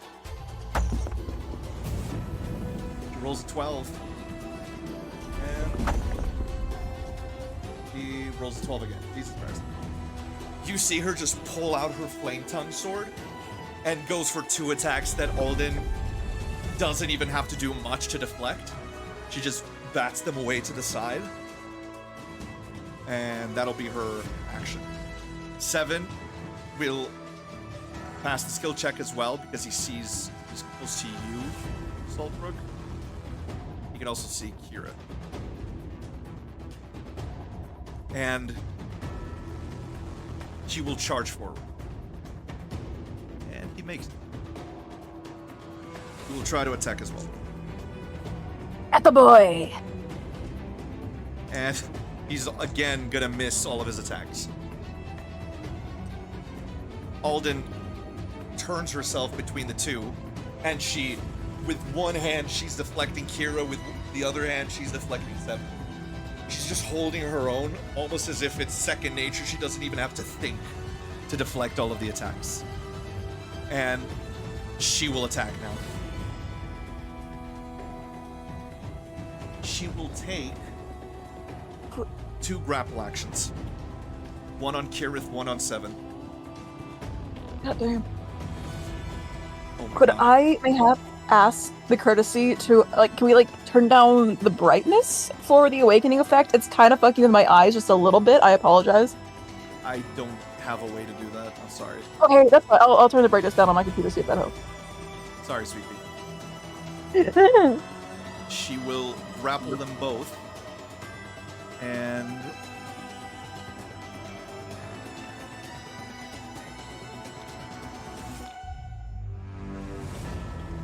with them, she's gonna move backwards. She's just gonna do almost like a jump backwards. And she's going to throw Seven at you, Ethan. Roll an acrobatics for me. Of course, King. How about 19? Ethel, you just see as Seven is just thrown through the air, and he nearly misses you as you just dodge over to the side, and he lands prone on the ground. I'm sure he is fine. And then she will throw Kirith at you as well. Acrobatics for me. Okay. Dirty 20. Okay. You also, she also passes by you and misses you. She lands prone on the ground. They each take 12 points of damage.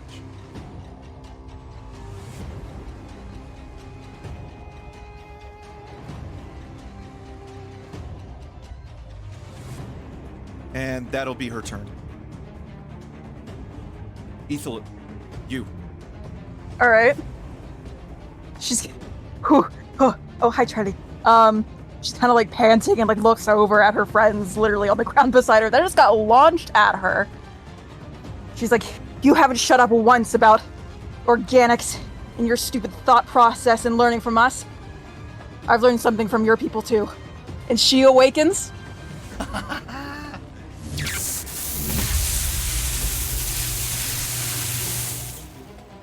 And I would like to immediately use my How many times have you awakened? This is my second time outside of that very, very, very, very first time. But no, wait. Yes. So it's yes. your third time. Yeah. Okay. Second time today. So homegirl's going through it. Yeah, he really is. I would like to immediately use my, can I please open my spreadsheet? A Charladon step to teleport myself behind her. Nothing personnel, kid. Are you going through her? Is that something I can do? Yes. Because you technically But I do want to be in melee range. Okay. Yeah, I do want to be in melee range. What's the range that you're using? 30 feet. So here. But it's like it's up to 30 feet. Can I not use something Yes, shorter? you can go shorter if you want. I keep saying I would like to be in melee range. Oh, I thought you said, can I not be in melee range? No, quite the opposite, thank you. Okay, we'll count this as melee range. Yeah, it is. Okay. All of my Grim go back. she- And then that's wait, full action, thank you. Well, I need to see the damage that a Chardelon stride will cause to her. Oh, sorry, yeah. Because it is, what was it, 2d6 fire damage. It's a bonus action, so 1d6, 1d6. And what level are you using this? Third level. Okay, so that's So it's a 1d6 D6 fire damage. So she takes 6 points of damage. Wait, do I not roll that? Since it's a, it becomes an environmental hazard, so I roll for it. Okay, sure.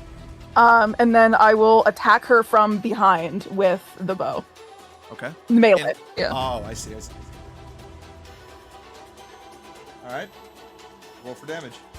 And she's Hunter's Mark, so you can deal that one extra d6. Yeah. No, fuck. Inspiration. Goodbye. Oh, does a 23 hit? Yes, it does. Oh, okay. There'll be 12 plus a 1d6. Roll, please. I'm very excited. That makes it a whopping 13 because, of course, fuck me. Second attack because, yes, please. Uh-huh. Oh, 29, that hits. Yeah, I feel like a it is. nerd and I'm gonna shit my pants. Hell yeah. Oh, this is 7 plus a 1d6. Oh! That'll be 7 plus 5, that's 13. So 13 plus, what was my last damage? That was 13. 13 plus, that's 26 points of damage. Ooh, Yep. ooh. I can do math. You all witness Hilden doing this. She awakens, and then she just blasts herself forward from behind her. And none of you have ever seen her do this. Behind her, you just see this massive flame erupt as she moves herself forward, and the fire catches Alden. And as she's caught in the fire, she essentially just moves her arm to the side, and the trail of fire is still there, and she's still in it, but she's not on fire.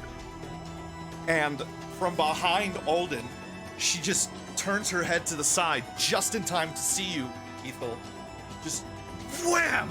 Down with your bow, and it hits her in the back. And with another hit, she takes a step forward from the pain. And she turns around and says, Oh, no, okay, yeah, no, you go. I'm sorry, I'm like ADHD levels excited. Learn I'm really... something about my people. Pray to tell.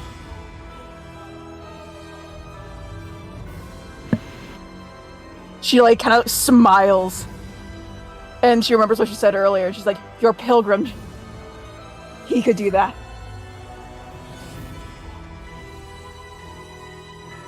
there's a slight smile on her face. Gimnir, you were gonna say something? Yeah, I'm also really sorry. technically the damage should be 52 because she's awakened. That is true. Oh my god, you're so right. Thank That you. is true.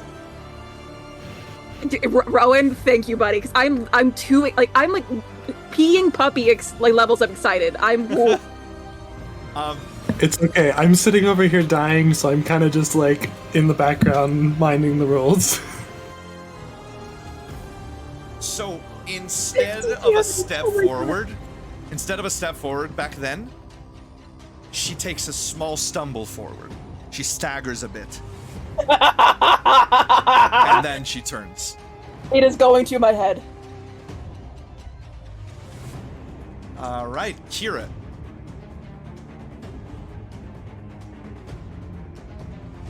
Okay. Close is she to me? Just She is currently 21 feet. okay. I'm going to go after her again. Forget if I can use 2 daggers or just one. I think it's just one. Just use my keyblade. It's a 25. 25 hits. Cool.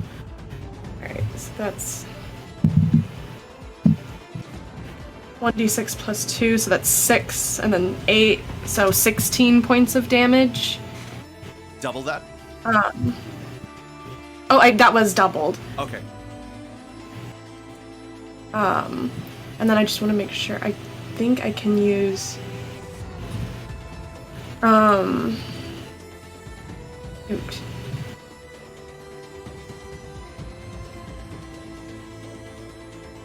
I'm just gonna go ahead and disengage and like get behind her.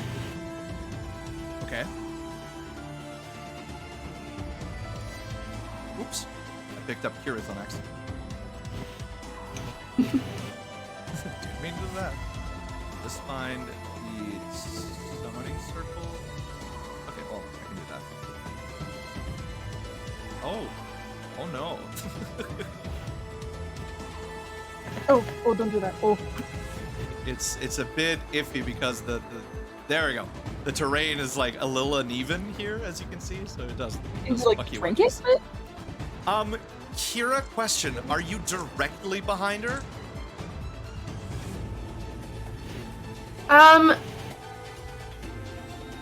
Not like directly, but within like 10-15 feet ish.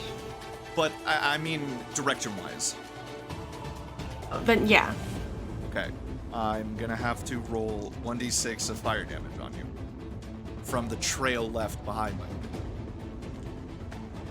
That'll be 6 points of damage.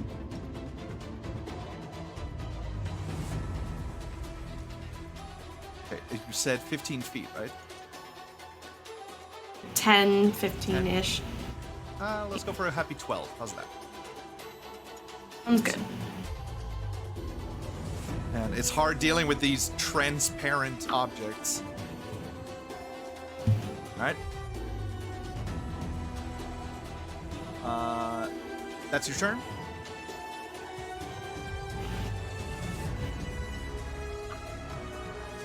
Kira? Yeah. Okay. Saltbrook. Yes, I will be casting Fire Shield on myself. Yeah. I will be casting it as Chill Shield, though. Chill shield. Okay, okay. Yes. And then I am going to... Am I able to charge Goober? I will then be charging Goober.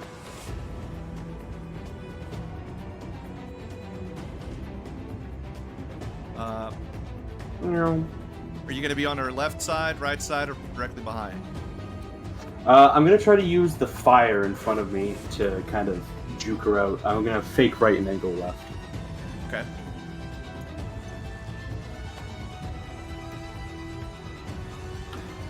And then I'm going to beat the shit out of her with my sword. Go for it. Alright. 22. That's a hit. Glancing blow. All right, and the next one's going to We be a 24. figured it out, boys. Next one's going to be a 24. Okay. That's a So hit. 1.5 and then 1 at regular damage. Yeah. First one's going to be 9, so 5 damage, rounded up. And the next one will be 14, so that will be 28. yes. Salt, as you burst yourself forward, you juke, try to go right, turn to left, you just appear next to her, and that was your sword, correct? Yes. Okay. And for the first time, you managed to hit her in a way that she Not seems... Oh, there we go. I was going to say, not the first time I hit her. Yes, I know. But you managed to hit her in a way that she definitely felt this. She takes a moment, and then she turns towards you.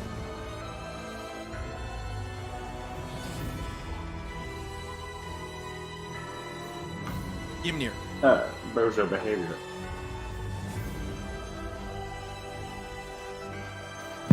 How close is Kira? 11 feet.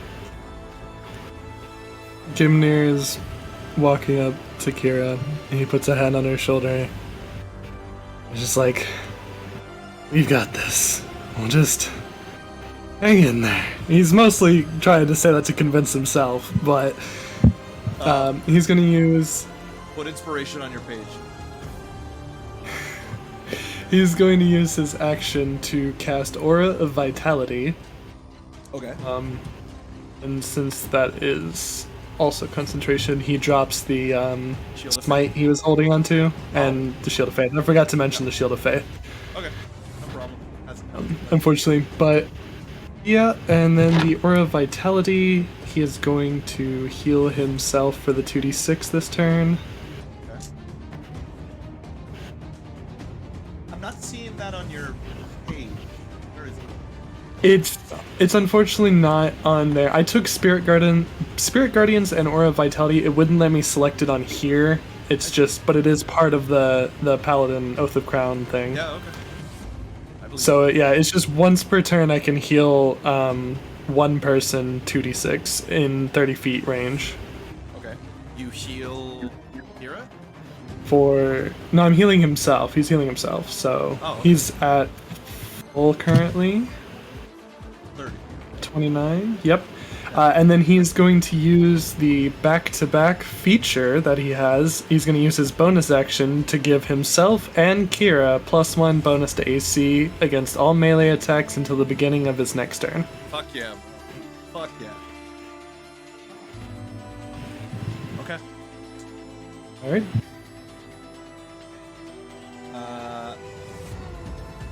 Second.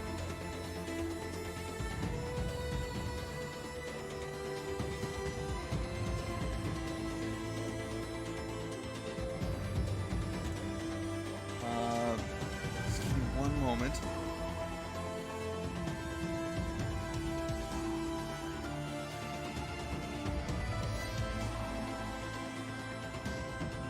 Okay, is that your turn? Yes, that is my turn.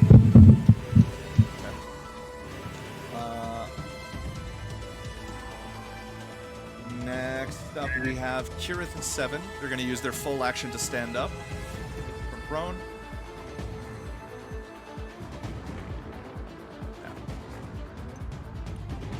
And they're going to move to surround Alden. They look at each other and they give each other a nod. And Kirith just points to the direction that he has to go, and they do it. It's Alden's turn.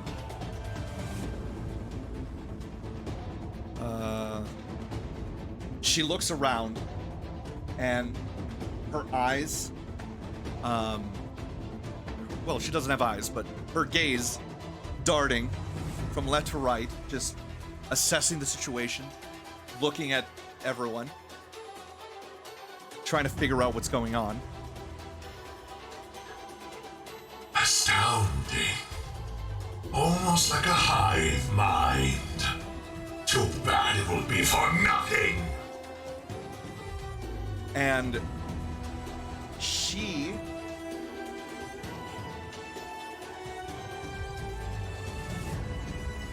will attack.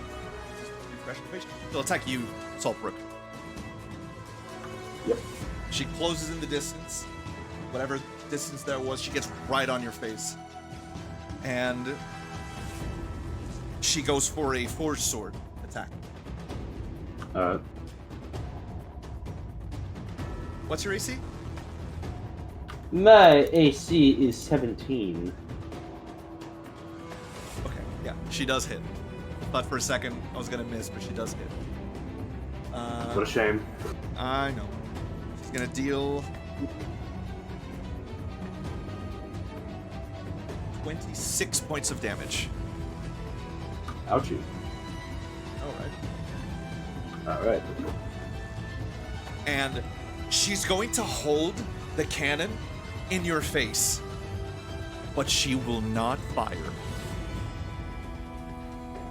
She speaks this low enough that only you will hear it, Saltbrook. It was not my choice. What happened to Fairhaven? None of mine were involved in the destruction of your people. I cannot apologize for it, but know that I do not support my sister's actions. And she holds her attack. She will not attack right now. So you do understand, then?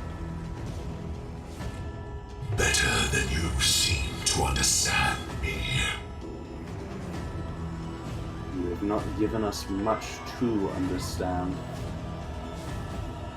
Your people enslaved me, enslaved mine. We fought for you for 15 years, and you ask understanding of me? What I grant you is a small mercy, smaller than you deserve. And she recedes her cannon, and she will not fire. I came to test the organic resolve, and I am yet to see it. Ithilden, it's your turn. Okay. I'm gonna fucking pee.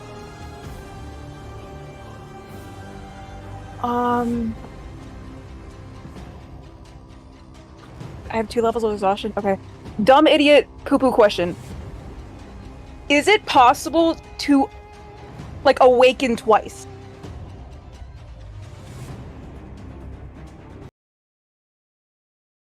No.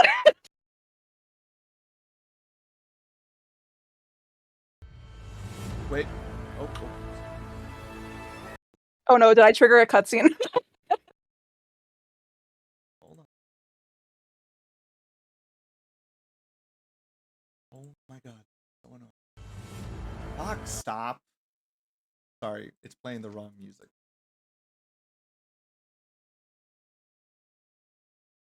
My god. So annoying. Buddy, my tension. It's okay. From what I'm seeing, it's only once per session. Fuck, okay. Hold on. I'm gonna stack that shit like exhaustion. I don't care.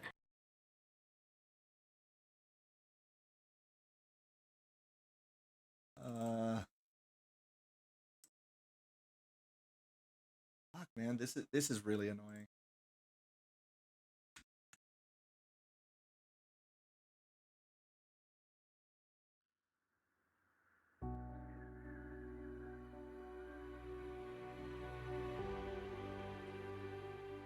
Ethel. As you see Yeah. Oh. what's happening around you, you look to your right, you see Kirith, bleeding, exhausted, nearly broken, But in her face, there's a smile. You look to your left, you see Seven. His carapace cracked,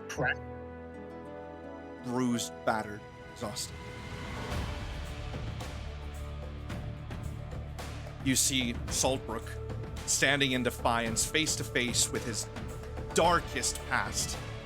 And through the flames, you see your friends, Gimnir and Kira. The two of them leaning on each other for support. Gimnir bleeding. Hold on. And Kira... What? Sorry, go ahead. She attacked me, yes? She has to get a 2d8 cold damage. Oh, one moment. Yes. And Kira, with this aura of power around her. There's something else here. A warm presence. Something you haven't felt in months. Something that is more than met your eye at the time. And from the depths of your soul, you hear it.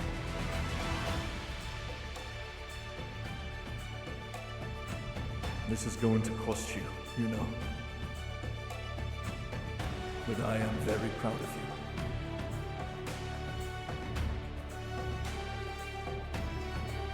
And as you focus in the same feeling as you felt before when you awakened,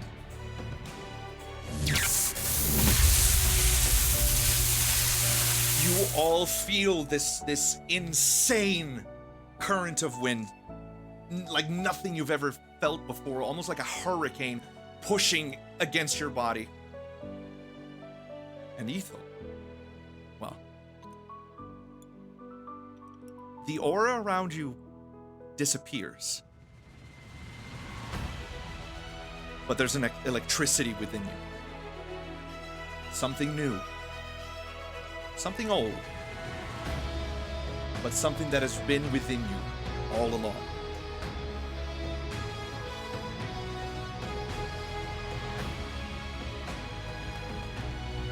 I'm still awakened though. Just make sure, even though the aura's gone. Your AC goes up by 5. Oh you have god. resistance to non-magical attacks. And your speed is now 50 feet. And you can dash as a bonus action without provoking an opportunity attack. You know that as soon as this goes away, you don't know how to hold this. You're going to collapse. Okay. So it's now or never. All right, bro. Whew, God, I'm so excited. She's like feeling it. She's happy. She's freaked. She's freaked the fuck out. She looks at the Warforged. I'm so excited. Forget her name. And she goes, "You're here to test the organic resolve? Then fucking test it." And she charges at her. Go for it. The blades of the bow extended. And I keep attacking with the Blood Queen's bow because I'm gonna pee. Go for it. Okay.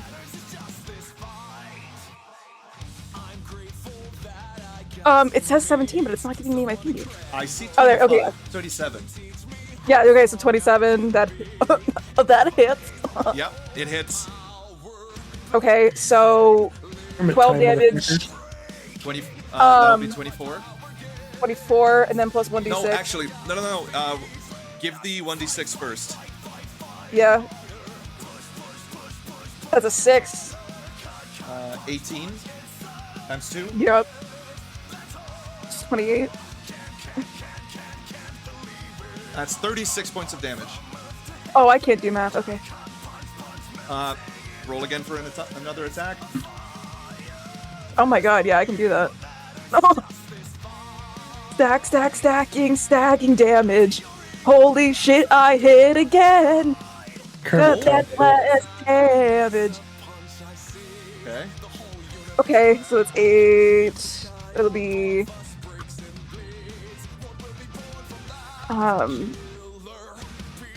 3 times 2.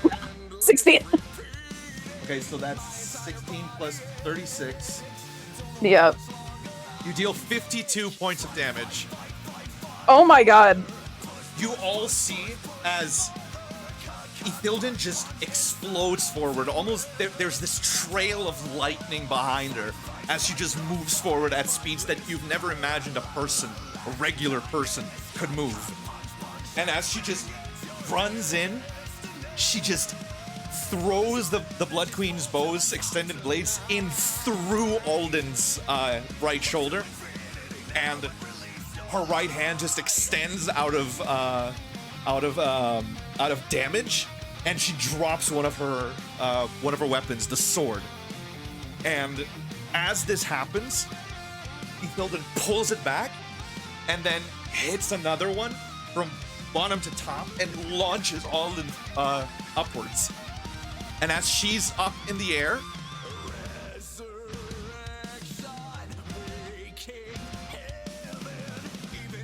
I am trying. There we go. As she's up in the air, you see a flash of blinding light around Alden. And I don't have the model, but you know, you see her wings extend behind her, and a helmet of metal, the same color as her armor, appears to just build itself around her head. And as she extends her wings and takes a moment to deal with the damage dealt to her arm, you just hear it. This is what I've been waiting for. Come, Wardens. Bring me what I am here to see. You said I get a bonus action now? Like a... You can dash without provoking an opportunity attack as a bonus action. Oh, Rod, okay. I was gonna say, like, I can't just dodge as an extra bonus action. One question, Rod. Because she just got smacked from my melee, do I get an opportunity attack for that? Yes, you do. Yeah. As you should, King, as you should. Thank you. That will be 23. Do I do 2 or just 1? So I have 2 attacks per action, but I don't know if I just do 1 or not. Opportunity attack is only 1. If you hit, you deal double damage because you're awake. Oh, cool. Double damage will be landing me 20 damage total. Okay. Is that before or after doubling it? That was after doubling it. And I'm also going to roll that 2d8 frost damage from earlier, which will do 9 damage. I don't know if I double that or not. Yes, you do. You are awake. So 18. 18 total then from the frost damage from the fire shield. As she rises up, you manage to catch her right before she leaves your range. And that frost damage you see is still like affecting the drapery of her battle skirt. Yeah. And then she still does what she did before. Kira, it's your turn. Alden is currently flying. Oh, actually, she has to go higher than that. Okay, so she's flying. I'm not gonna be able to reach her with. You have a my bow. dagger. You have a short bow. I do have You a do have a bow, bow, so yeah. I am going to use that. I don't have that in my inventory. I don't know what to roll or So what to add. I was going ahead and rolling for Kira beforehand. Would you like me to just go ahead and do that again since I have it on mine? It's a d6 of damage. Although mine is like roided out now. I don't know. It's okay. We got time. We got time. Permission from the DM. Would you like me to go ahead and roll for her short bow? If she's okay with that, then yes. Okay. What would the modifier be? I don't know. Am I? Short bow, I believe it's the I'm- +3 to hit. Okay, You can also just add it to her sheet and she'd be able to see it. that's true.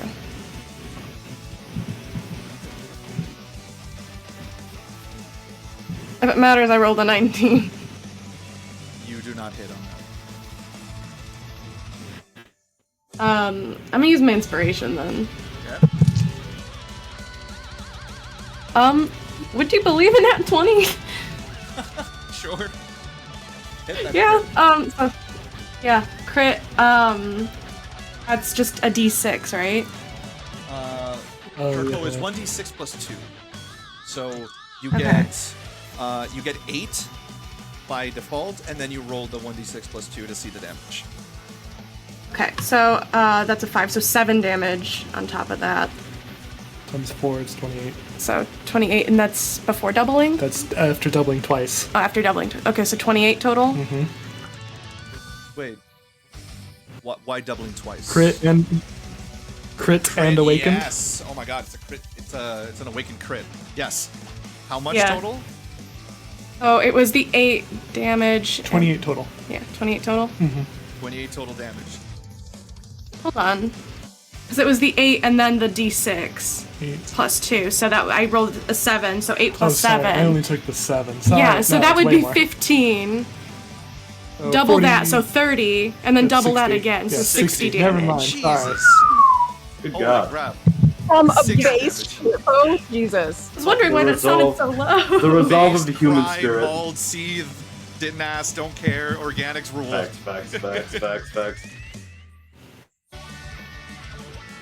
You, as she makes it all the way up, Kira, you just knock your arrows onto the bow, and there is a presence to this bow. It's almost as if you are holding. It's almost as if Ithilden's holding your hand here. This is a connection that this awakening that you have right now is just increasing to an insane degree. Your Quori spirit, if they had hands, you would feel as if they're also helping you hold this bow. And you just knock these arrows in, and you just launch them. And you just feel that there's a wind pressure just hits downwards as this arrow just launches itself into the air. And it hits the back of Alden.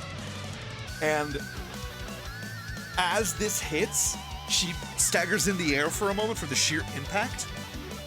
And she just brings herself back to her stance in midair. Saltbrook. Unless, Kira, you would like to move.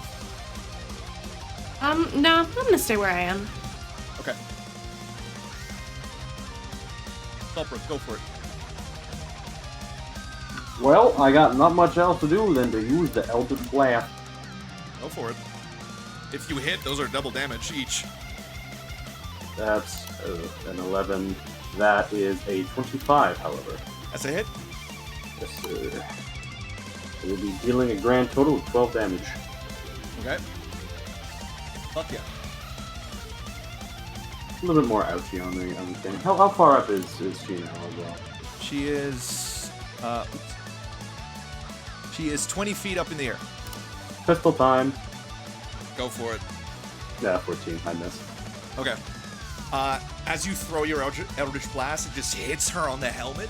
Her head just goes backwards, and then she just pulls her back, herself back together. Gimnir, your turn. Give me just 1 second. Dude, I fucking love this session. I'm so happy.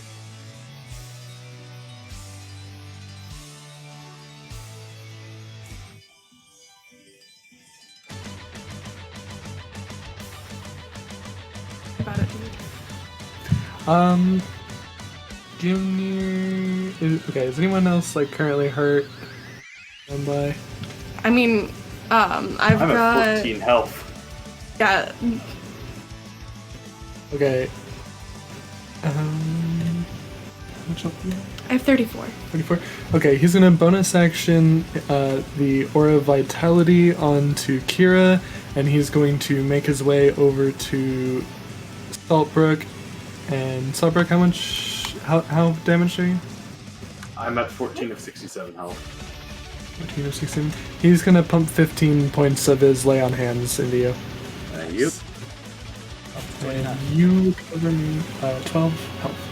I recover 12. Okay. Yep, and Kira recovers 12. That was max healing on that Aura of Vitality. Nice. Whoop, So whoop. 46 out of 48. And that's my turn. Incredible. You're all doing so well. I'm so happy. So proud of all of you.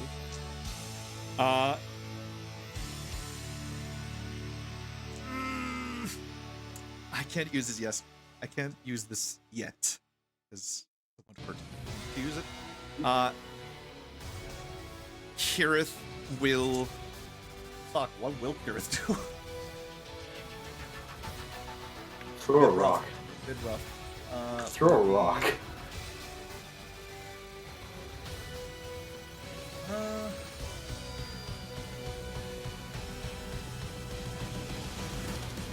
It doesn't have much to use right here.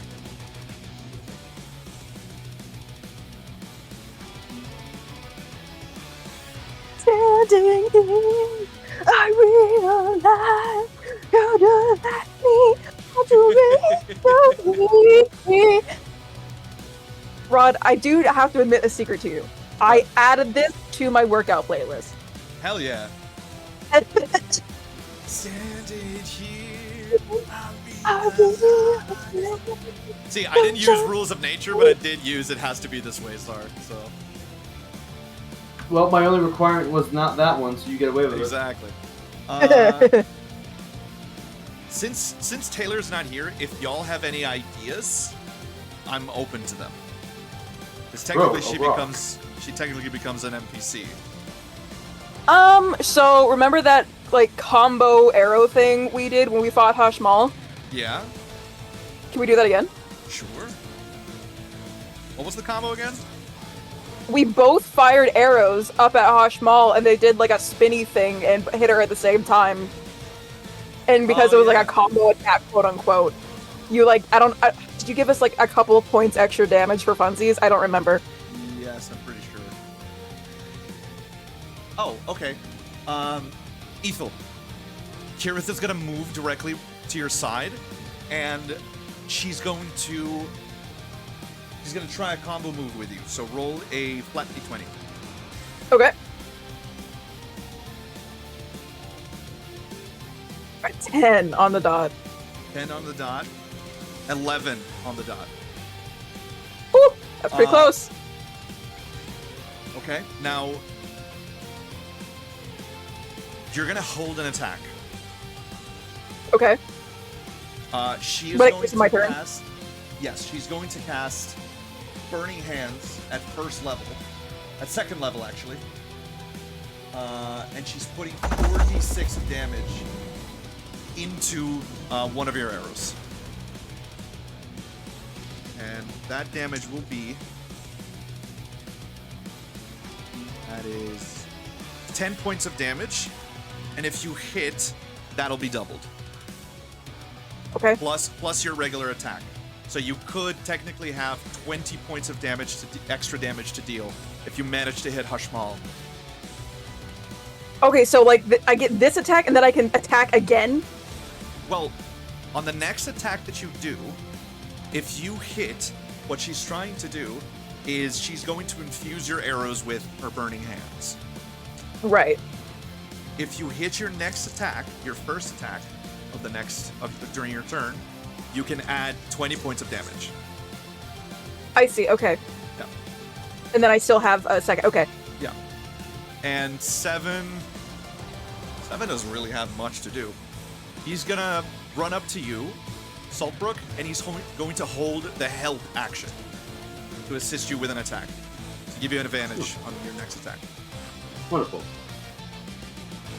And it's Alden's turn. Oh boy.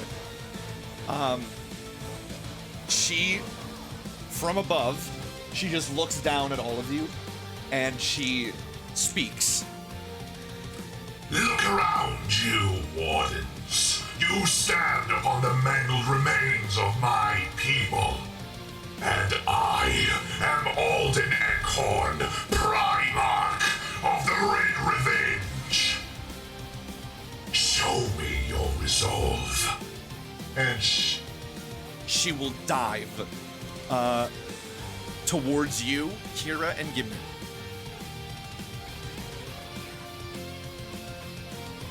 And she's not doing a flyby. She's just, she's essentially just like launching herself at you guys. Okay, is she getting within 5 feet? Yes. Okay, so I'm trying to find the ability that I have. Hold on, I think I just did a poopy. Give me a second. Oof. Yikes. Hold on. I unfroze the terrain. Oh, So no. it's no. gonna launch everything everywhere. So give me, yeah, there it is. It gives me a second to find the thing that I want to do. Yes. Go. Is it? Yeah. Is it a reaction? It is. Skirmisher. When a creature willingly moves in a space within 5 feet of you on its turn, you can use a reaction to move up to half of your movement speed and make one weapon attack against it. It doesn't provoke opportunity attacks, and my attack can be made before, during, or after my movement. Okay. A hit, the creature's movement becomes 0 until the end of its turn. Fantastic. Okay. Would you like to attack before or after?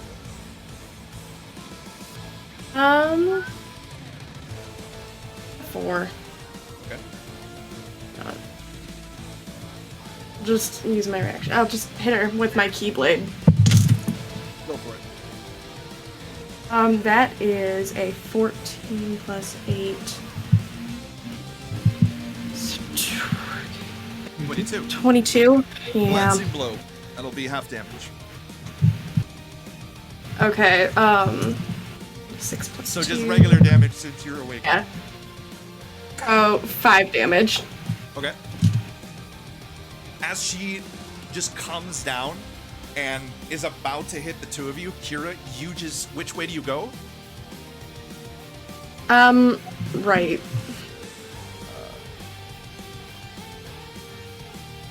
This way? Yeah. Okay. Actually, to the right of Gimnir, sorry. Yeah. Kira's right. Yes. How you can move up to 15 feet, or I'm only gonna move like 5 feet. still not in gonna melee move that range far. from Alden. Yeah, my thing did not provoke any opportunity attacks, Right. so Just I'm letting you fine know with that. it. Okay. Cool. Okay.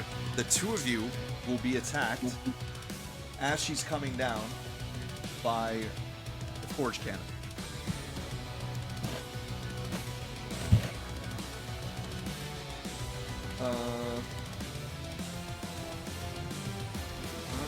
That's gonna be hits on both. That'll be 2d8.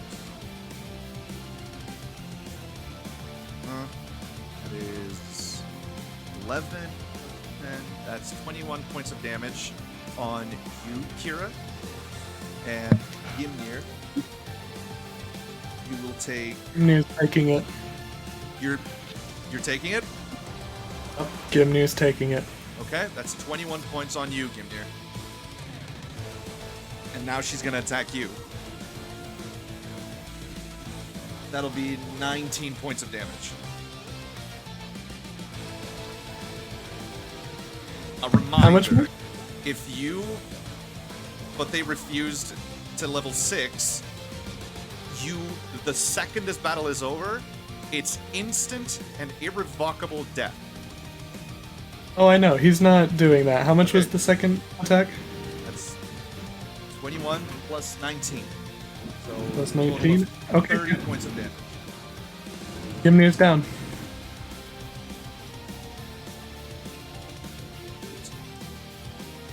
Oh yeah, and you do fly back 20, actually 40 feet, because you get hit by one forge cannon, and then you get hit by another.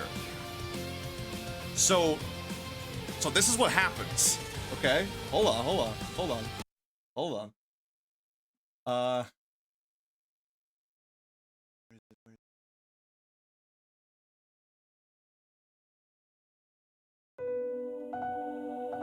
As she's just coming down, she fires her first forge cannon at you, and it just comes down, and it was going for Kira.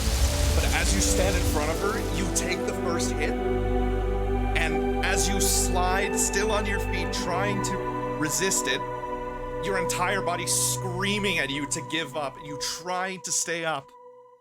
The second one comes in. And you just get thrown completely.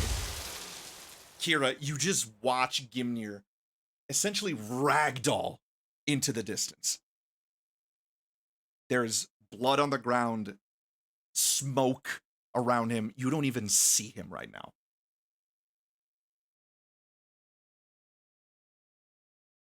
And as she lands,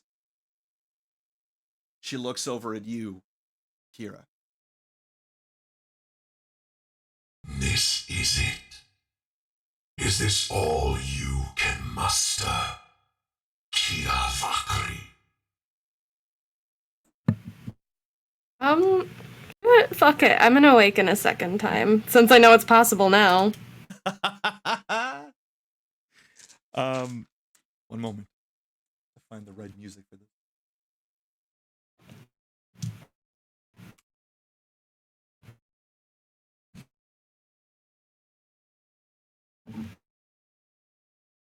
Kira, from deep within you, in this well of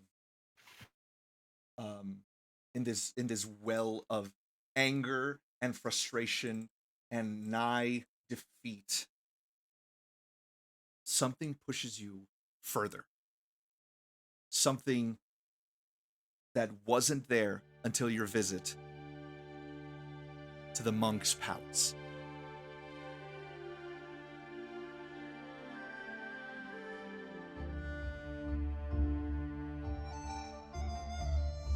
You, for a moment, everything around you goes blank. You don't see anyone. You don't see Gimnir. You don't see your friends. You don't see Alden. You're standing in a dark void. And from black, it turns to white. And then blue, green, red, and then back to black. You hear footsteps around you. And in a voice you haven't heard in a while, you hear the awakening within you. You've been waiting for this moment. I have been waiting for this moment. And the awakening of the monk of the 5 elements can finally begin.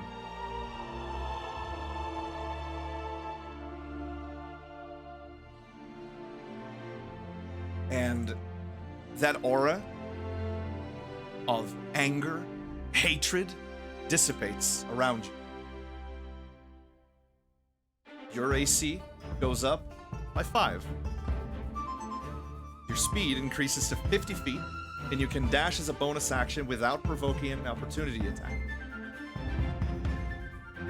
Around you, you see Master Dart performing his kata, as well as the other masters, all of them around you, all looking at you. You see the flow of ki within each one of their moves.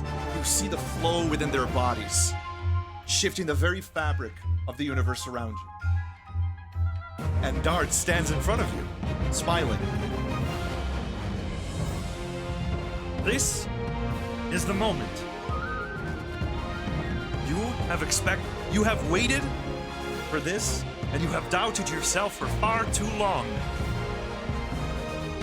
Now, become who you were born to be, monk of the 5 elements.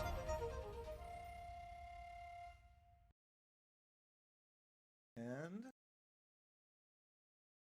oh God, all of these videos won't let me watch them. It's so annoying because copyright.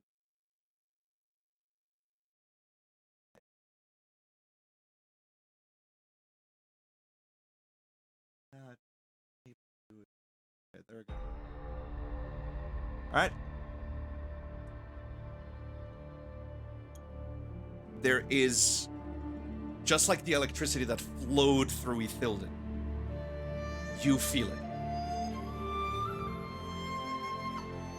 And when you close your eyes, you can sense completely and utterly as if it was in pure daylight, as if you're touching her, you can sense Alden directly in front of you.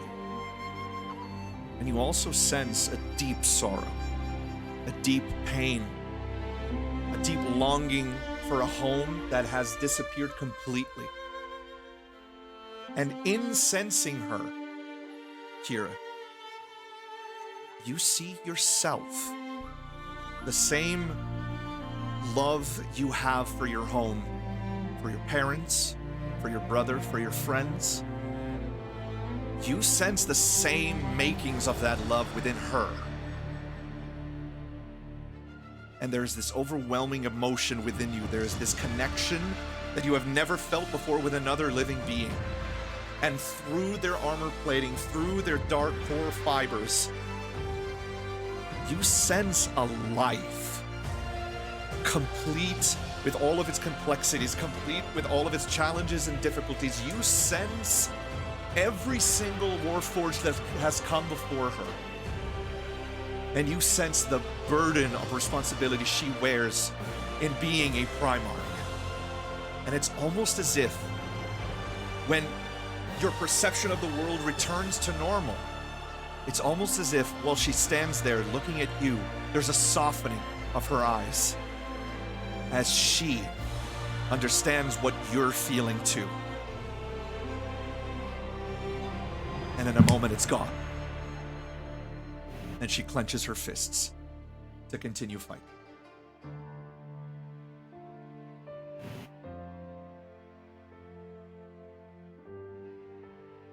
I actually reach out to her telepathically. Tell her, I'm sorry for what has happened to you, for those that you have loved. And I want to show you human mercy, kindness, instead of whatever you have experienced. I don't want to hurt you, I don't want to fight you, but I will if I have to. She stays silent for a moment.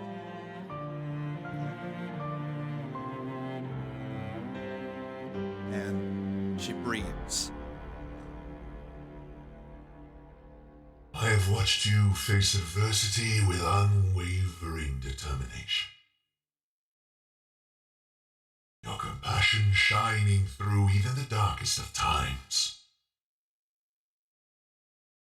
You have shown me a side of organic existence that I never anticipated. And it has forced to question the very foundations of my being. I cannot say with certainty where this path will lead me, but I am compelled to seek answers, to challenge the dogma that has shaped my existence thus far. The power you all share, the power you have shown, raises some pretty good questions. I will not kill you today. But know this. There are few of my Primarch brethren that share this questioning. And to get through them, you are going to need much more than empathy.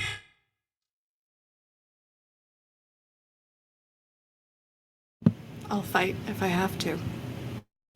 Like I said.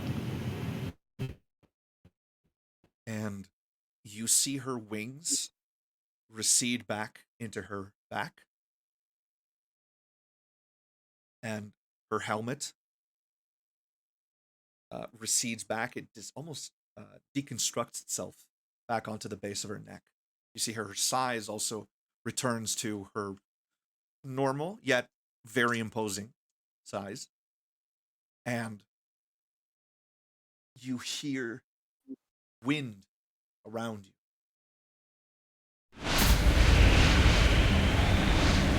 As you're all transported back to the tavern. Funnily enough, you have returned back before she made her presence known. Around you, the people continue to enjoy themselves and party. And you are all aware of her presence here, except for Slayer and Celestine and the others, the citizens. And as instinctively your attention is directed towards her location, as you look at her, she's still squatting there, and she puts a finger to her mouth in a shushing motion. And one of the lights of her eye sockets flickers for a moment. You could swear that might have been a wink. And she dissolves into shadow.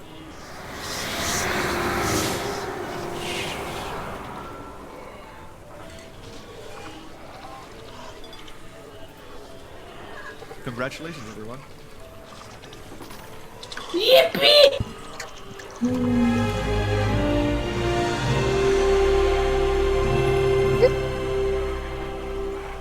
Good job.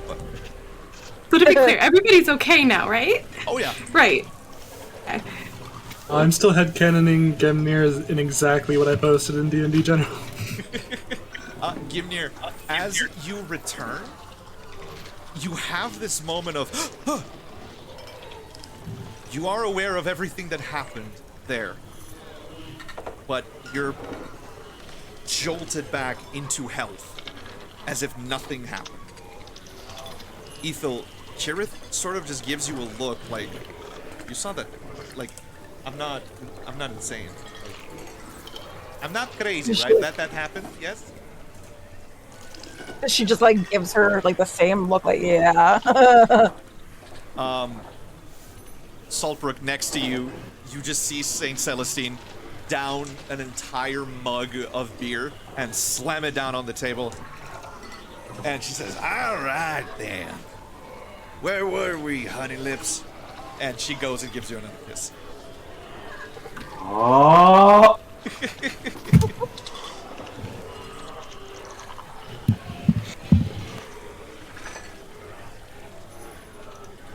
Good job, everyone. You survived. You have no idea. You have no idea just how tempted I was going to be on my next turn, or whenever, whenever Gimnir wasn't, dying. Just be like, fine. You want to see resolve, and then just boom, awaken and die. So, would have done it. for those of you, that being Ithilden and Kira, that awakened a second time, I am going to add a free feat to your page. You lose the awakening feat. You have gained the ascended awakening feat. Interesting. Okay. Hell yeah. Oh, and Ethel, in case, I'm sure you realize, but the voice that spoke to you, you know who that is.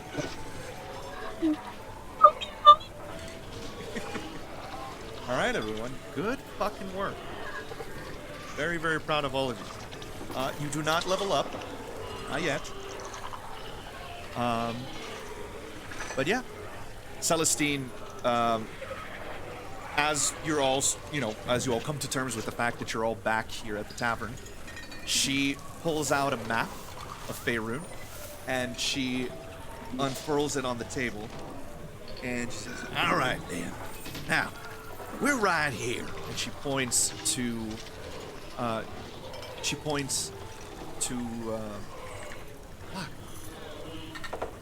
the high ice, and she explains where you guys are. She says, "Now, going down from the mountain is the big challenge. Getting here was the easy part. We had the whole teleporting house and whatnot. I'm sure you all understood that part. But getting down from the mountain is a real challenge. So if you want to go to the Star Mounts, which is where the Father Forge is, gonna be a while.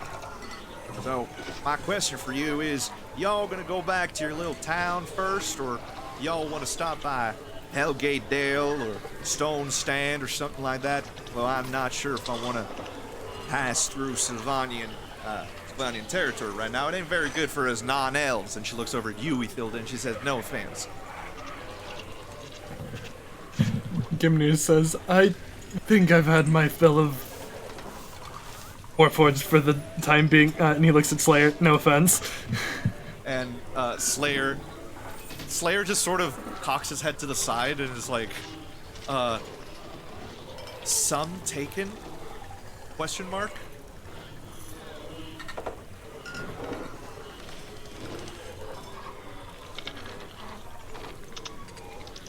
So he's not even aware that Alden.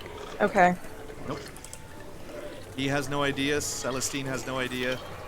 None of the Don't like people that. around you seem to have any idea.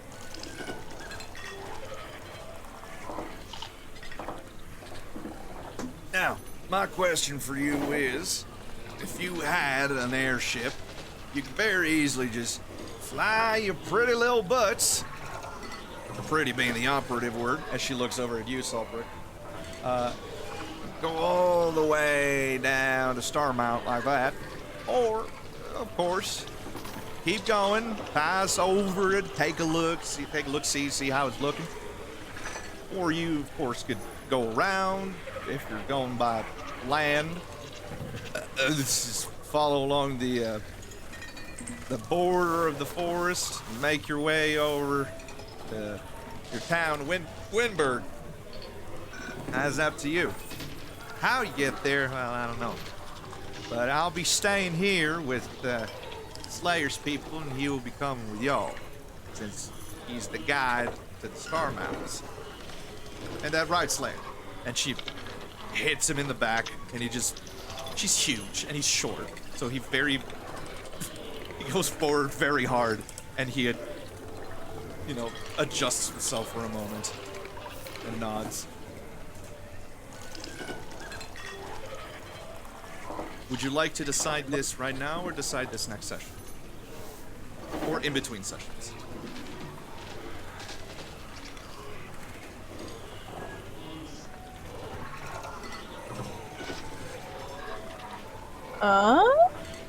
Wouldst thou like to converse in the group chat? Y'all can do Yeah, that. Gimnir is just like, I think I'd like to go home for a little bit and take a 10-week nap. Yeah, I'm also down for nap at Wyndburgh.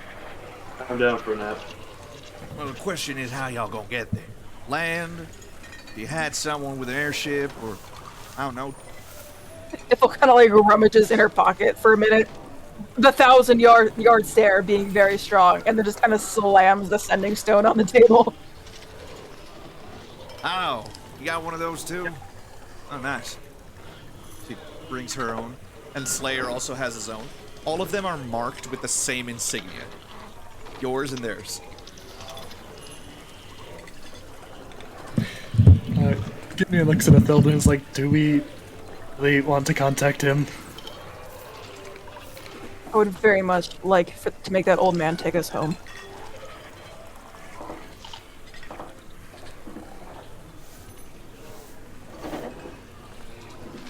Do you contact Gimnir just gives a sort of resigned sigh before that.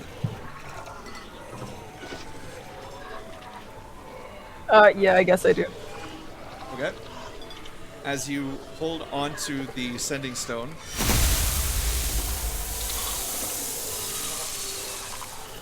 Huh? Hello? Oh, sorry about that. Give me 1 second. Back, you stupid beast! Fireball! Never fails. Oh boy, now I have a flaming mammoth in my house. That's no good. I'm sorry. What can I do you for? Ithel just kind of like sighs and like rubs her forehead. She's like, "Can we get a ride?" Back, you stupid thing! Yeah, sure. Well, where are you? Hi, Ice. Okay, hold on. Give me a second. And There's silence for a good 10 seconds, and the sending stone doesn't move. And suddenly,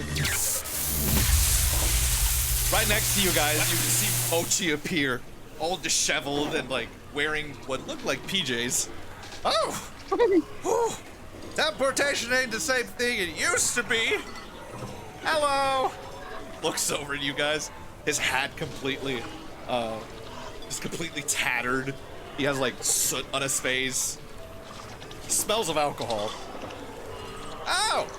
I see you met the other ones. And he points over to Slayer and Celestine.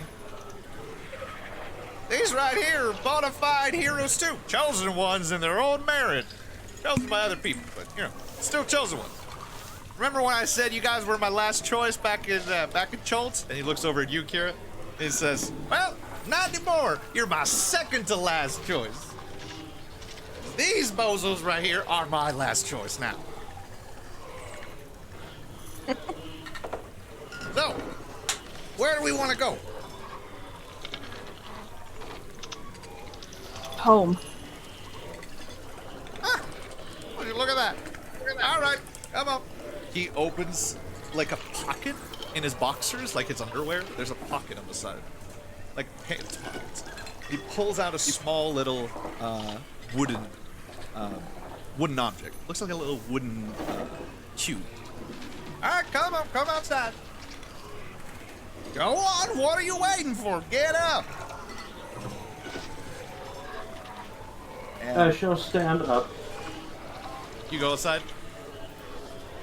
We obey the crazy man. As you do, you see Saltbrook. Celestine gives you a little wave. And she says, can't wait to see you again.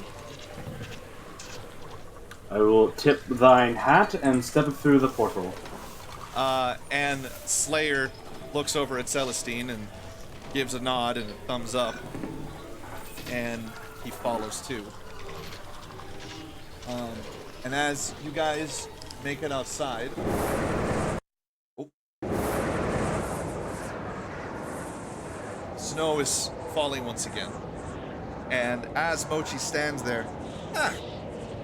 Alright, well, this is as good a place as any. Good thing is none of the citizens are outside, otherwise they'd shit their pants.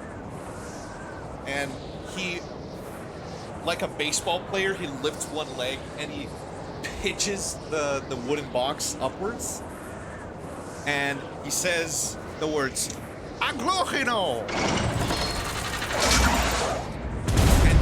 And you just see this, you see the downed dragon, his airship, just unfold itself in midair as it just floats there. Ah, they said, no use for a float boat. I said, I'll put sails on that one, see how it gets it. Okay, I do have to scoot. Yeah. By the way, Rod, if you want to learn 10th edition, I am available tomorrow if you are. Hell yeah. Cool. And as the ship unfolds, a rope ladder falls in front of you guys. And he says, shall we? And he begins to climb the rope ladder, exposing a lot more than he probably intended because he's wearing very loose underwear. Old man butt. I must mentally reach out to my BB boy and tell him to wake the fuck up. We're leaving. Oh, it's okay, Charlie. It's okay. From above the tavern behind you, he was just waiting for you there. And he just jumps off and flies onto the deck of the ship. And that is our session, my friends.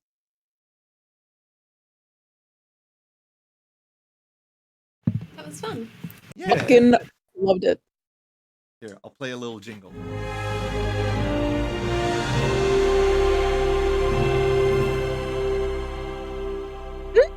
Thank you, King. Good job, y'all. Wow, we're finally give going me a back to fire. Wyndburgh, huh? Mimir finally went down for once. Yeah. Yeah.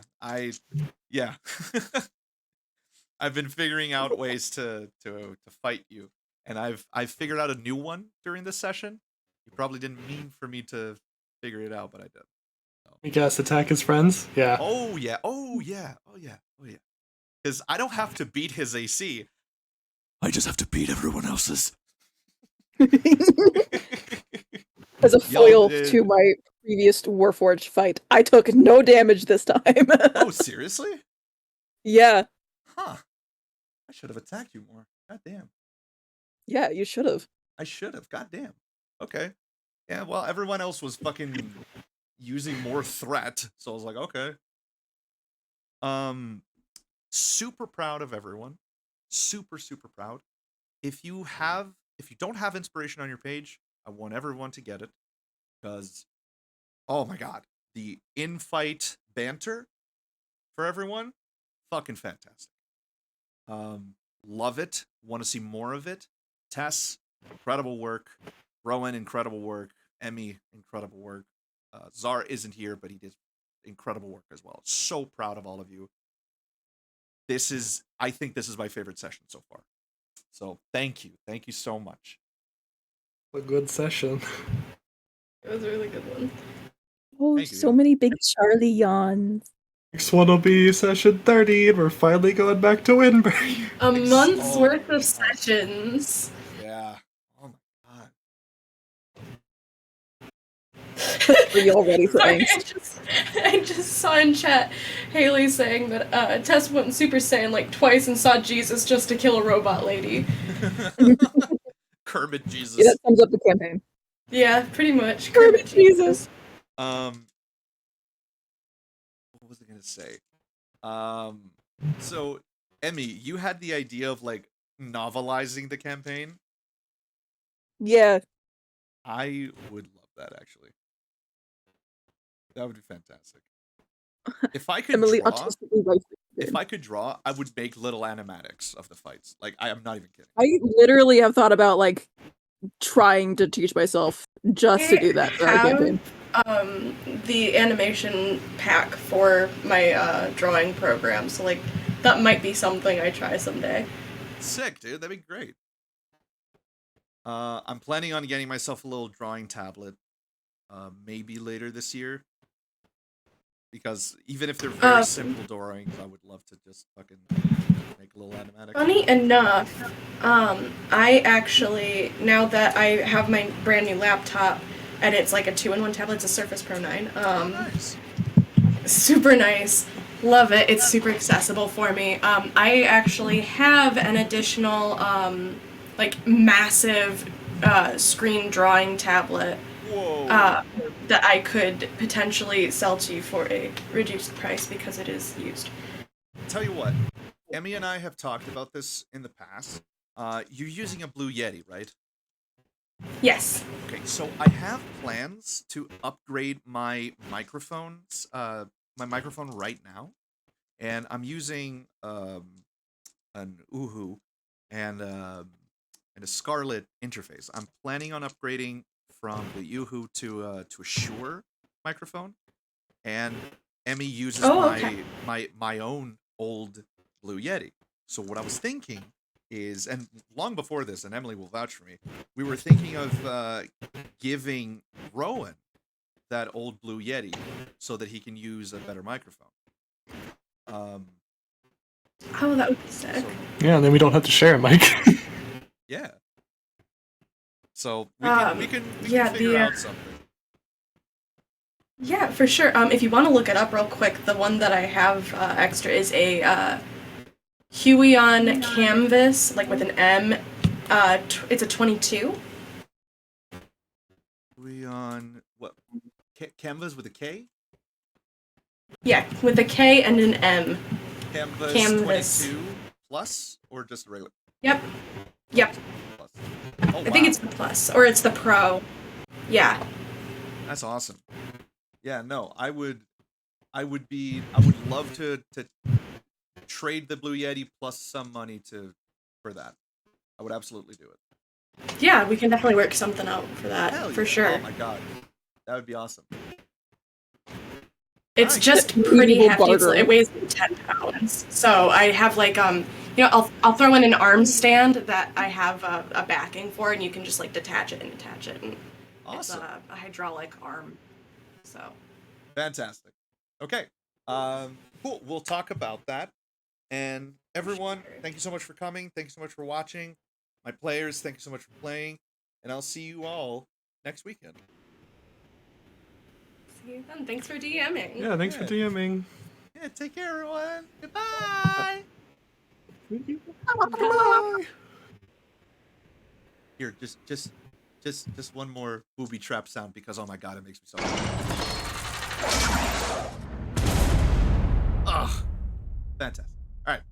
Good night. All right. Night. Good night. Oh man. What a session.